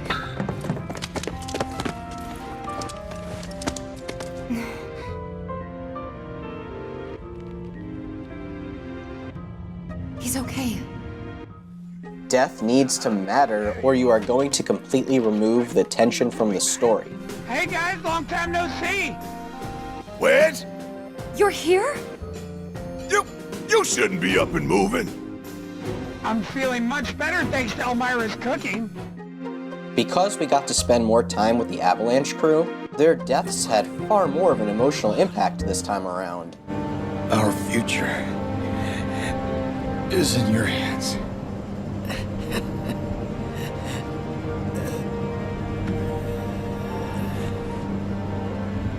Oh wait, they're alive. I guess there was no reason to feel anything at all. Guess you're feeling a lot of feelings right now. It's fresh. Well, that's a funny thing, actually. I really don't. Well, now I feel pretty empty. And here's Zack, a character we haven't even mentioned yet, but we're going to bring him back to life. Wait. Was that all of them? Despite the fact that half the audience doesn't even know who he is? Yay? You can't be bringing everyone back, otherwise you're not going to care about anything. You have to choose one, and it has to be an important character who greatly impacts the outcome of the story. That character is Aeris. What does bringing back the Avalanche trio change? Nothing. That's what. It changes nothing. They're minor characters who are just sort of there now instead of not being there. Totally worth it. And Zack in the original Final Fantasy VII isn't even a character, he's a plot device. He only shows up in 2 flashbacks. One of which wasn't even in the original Japanese release of the game. And his entire reason for existing is just to give additional backstory for Cloud and Aeris. And even a little bit for Tifa as well. What's the point of bringing that character back?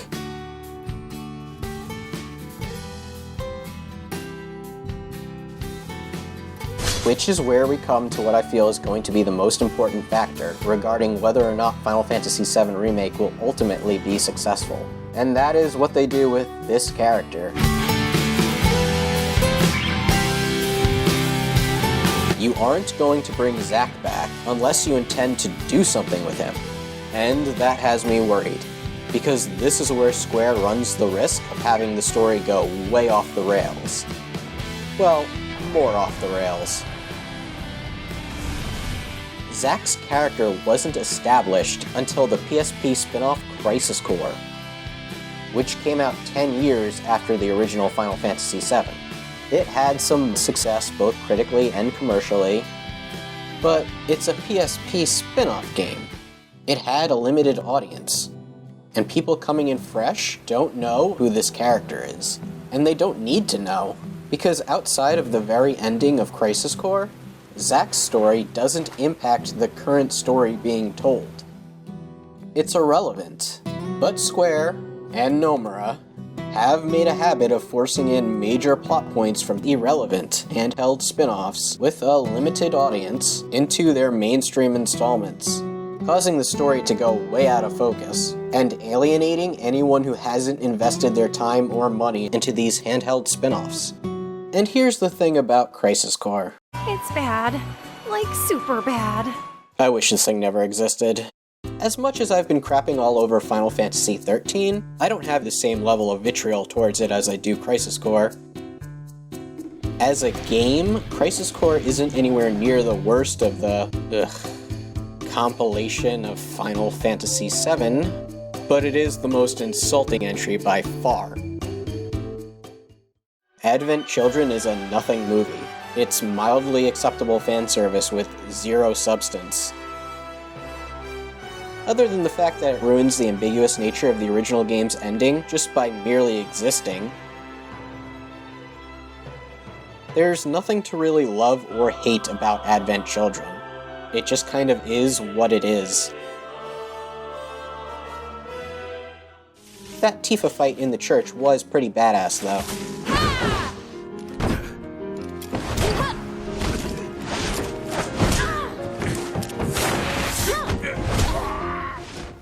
And Dirge of Cerberus is just a terrible third-person shooter that no one cares about. It had really boring characters,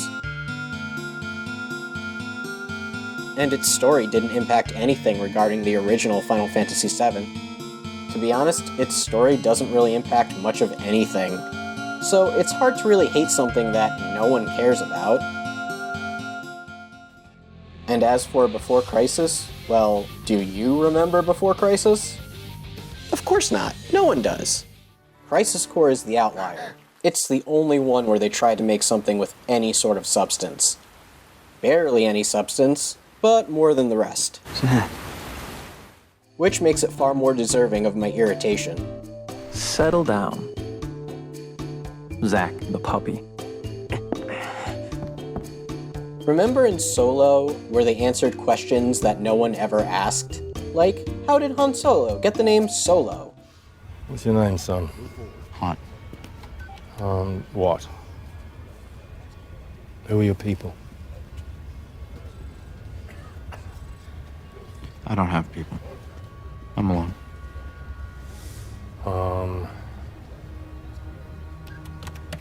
Solo?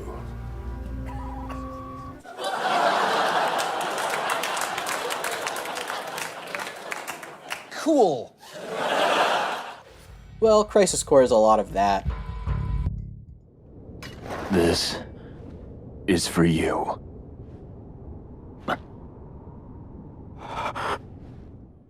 Hey, did you ever want to know how or why Sephiroth has one giant black wing? No? Well, we're gonna tell you anyway. You know, thinking about it now, our Star Wars analogy works pretty well. When discussing the compilation, fans wanted Final Fantasy VII Remake to be The Force Awakens. And let's be honest, they probably would have still bitched about it even if it was. What it turned out to be was The Last Jedi. The original Final Fantasy VII would obviously be the original Star Wars trilogy. Advent Children would be Rogue One, and Crisis Core would be Solo. Let's all hope that we never get an equivalent to the prequels or The Rise of Skywalker. Okay, so let me explain the whole point of Zack's character in the original game. He's the standard hero archetype. He's upbeat, positive, full of confidence. He's a first-class soldier, so you know that he's really strong. I'm gonna crash. Night! Thank you so much, Aerith. I'm Zack. I have to repay you somehow. Don't worry about it. No. Aha. Hey, how about one date? He's everything that Cloud isn't, but that Cloud wants to be. I'm gonna be a soldier. The best of the best. Like Sephiroth. Yeah? Huh?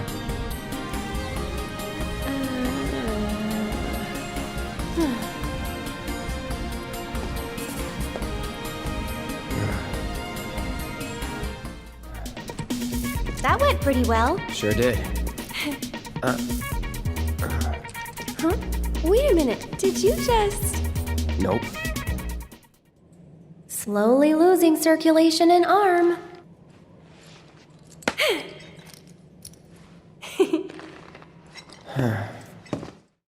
Remember how I said Cloud was a deconstruction of the typical fantasy action hero?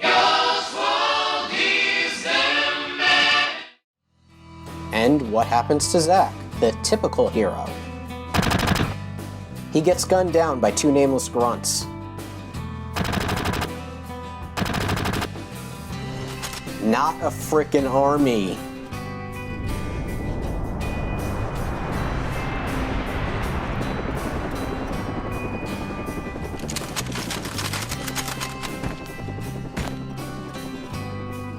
And is left out to die in the middle of nowhere.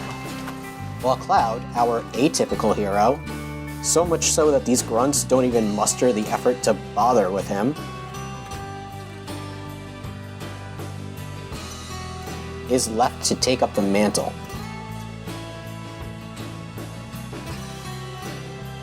That's like the entire point of Cloud's story.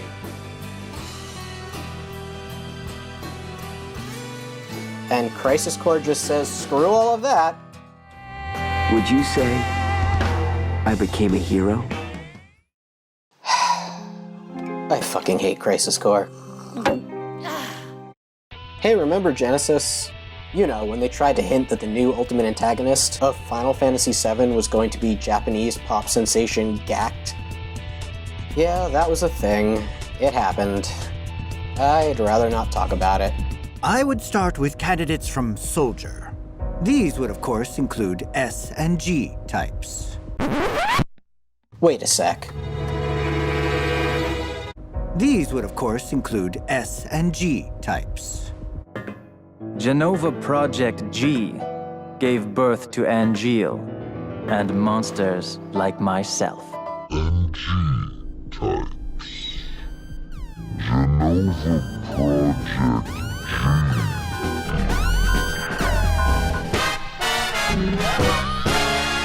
Infinite in mystery is the gift of the goddess. We seek it thus and take to the sky. My friend, do you fly away now to a world that abhors you and I? There is no hate, only joy, for you are beloved by the goddess. There'll be food and drink and ghosts, and perhaps even a few murders. Dreams of the morrow hath even if the morrow is barren of promises.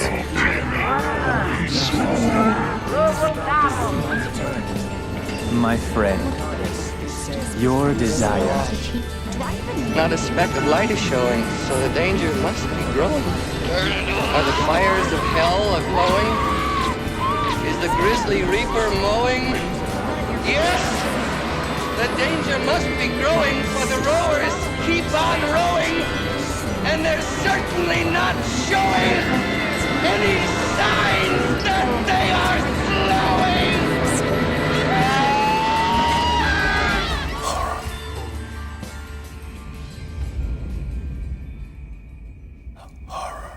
slowing! No! Dear God, no! No, God! No, God, please, no! No! No! No! Don't you do it, Square. Don't you do it. It's bad enough you snuck these three boring, forgettable assholes in here. We really don't need Mr. Poetry making any cameos. A quartet of personality vacuums. Deep hurting. Deep hurting. So, with Zack's story complete, and his role within the main narrative fulfilled, what would be the best way to utilize the character? Considering Square seems to insist on using him. I'm worried that the most compelling thing they're going to come up with is to just make him yet another cog in the love triangle. How terribly exciting. If you ask me, and I know you are, they should make him an antagonist. Not even necessarily a straight bad guy, but someone who is on opposing sides of an ideological battle between Cloud and company. Maybe Zack believes that Cloud is wrong for battling against a predetermined future, and in order to ensure the planet lives on, we must stay the course that was intended. Thus making him an allegory for those who don't want to see the story of Final Fantasy VII altered at all, while Cloud can be Square Enix's answer to those fans. You know, giving the character a purpose. Cloud, fate cannot be changed. If you stay on this path, it will only lead to destruction, and I will stop you if I must. I won't let anyone die, Zack. Not even you. I won't let any lives be sacrificed, and I will find a way to save the planet. And then they fight her or whatever.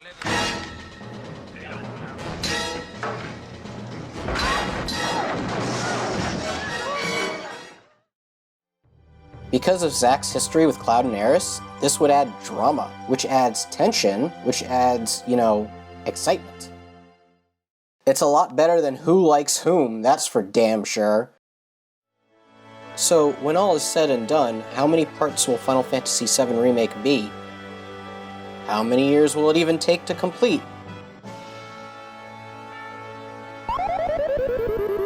Will Square Enix release the next part before the Earth is rendered completely uninhabitable? The answer to all of these questions is... I have no idea. But that's not going to stop me from giving my most outlandish prediction yet. What if all this time Square Enix has just been trolling us? What if at some future E3, assuming E3 is still, a thing? But what if Final Fantasy XVI has already been unveiled to the world? It's not out yet, of course, because Square Enix. But it has been announced. Bear with me here. And they're set to reveal their next big project. The lights dim. The projector turns on.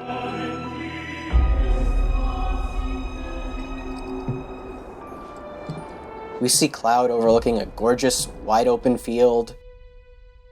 It's a world map! We see some familiar faces. We see some combat. We see some story. Things look similar to how we remember, but there are key differences. It fades to white. The words Final Fantasy VII fade in, but with a different logo behind it. Suddenly,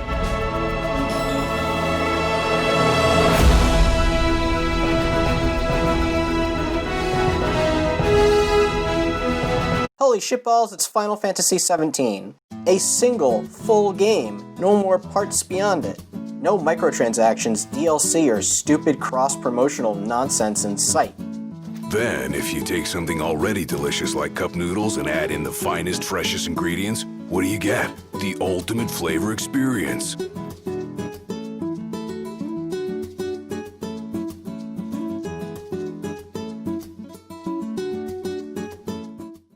It's glorious. Now, I don't seriously expect this to happen, but just think of the reaction it would cause. This ain't real. It's a movie. This ain't real. It's a movie? No, this ain't real. It's gotta be like a movie or something. No. Go.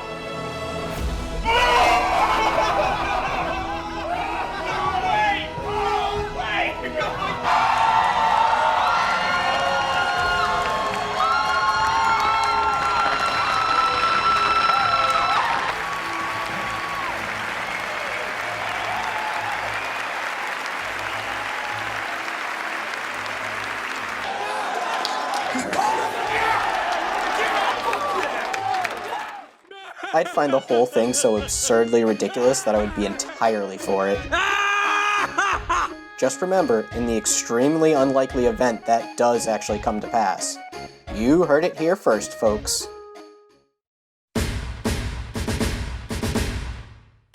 So yeah, Final Fantasy VII Remake is good. Really good, even. Way better than it probably had any right to be. This is the most excited I've been about a Final Fantasy in 20 years. That isn't to say that I haven't enjoyed a Final Fantasy in that time. There's always just been something holding those games back for me.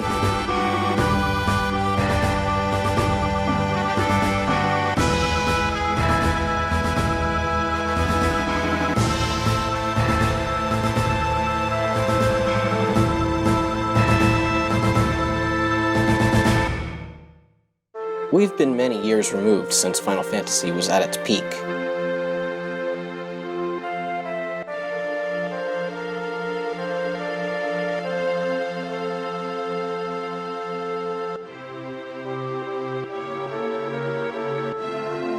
And other RPGs from Japan have long since surpassed it, both in storytelling and in pure gameplay.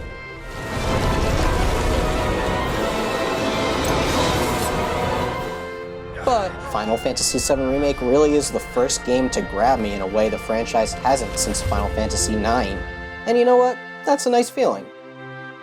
Of course, Square Enix has now set a fairly high bar for the rest of this project. I went into Final Fantasy VII Remake with very low expectations. They won't have that luxury with Final Fantasy VII Remake Part 2, or whatever it might be called. And I've been set up only to be burned down by you before, Square. Just when I thought I was out, they pulled me back in. Time will tell if I'm still Charlie Brown trying to kick that football.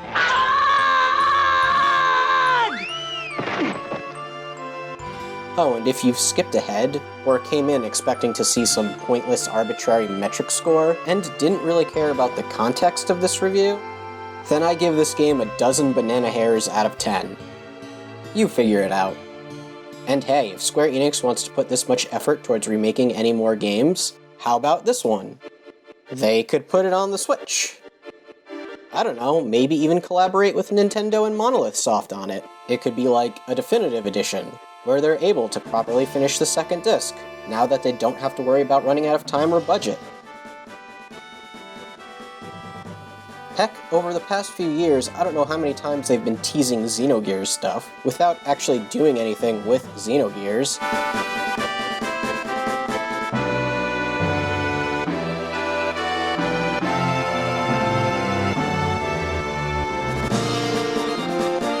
Hey, if Zack Snyder can trick Warner Brothers into giving him more money, then I can get something that's actually good, damn it.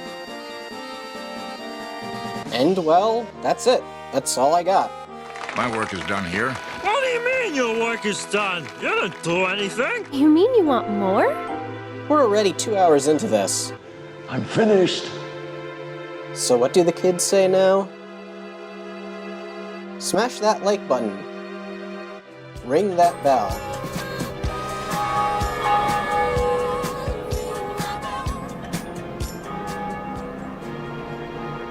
Share. Thanks. Leave a comment down below. Matthew McConaughey is a turd. Turd. What a turd. Subscribe to my channel. Now lest your soul be devoured in the depths of hell for all eternity. Do a little dance, make a little love, get down tonight.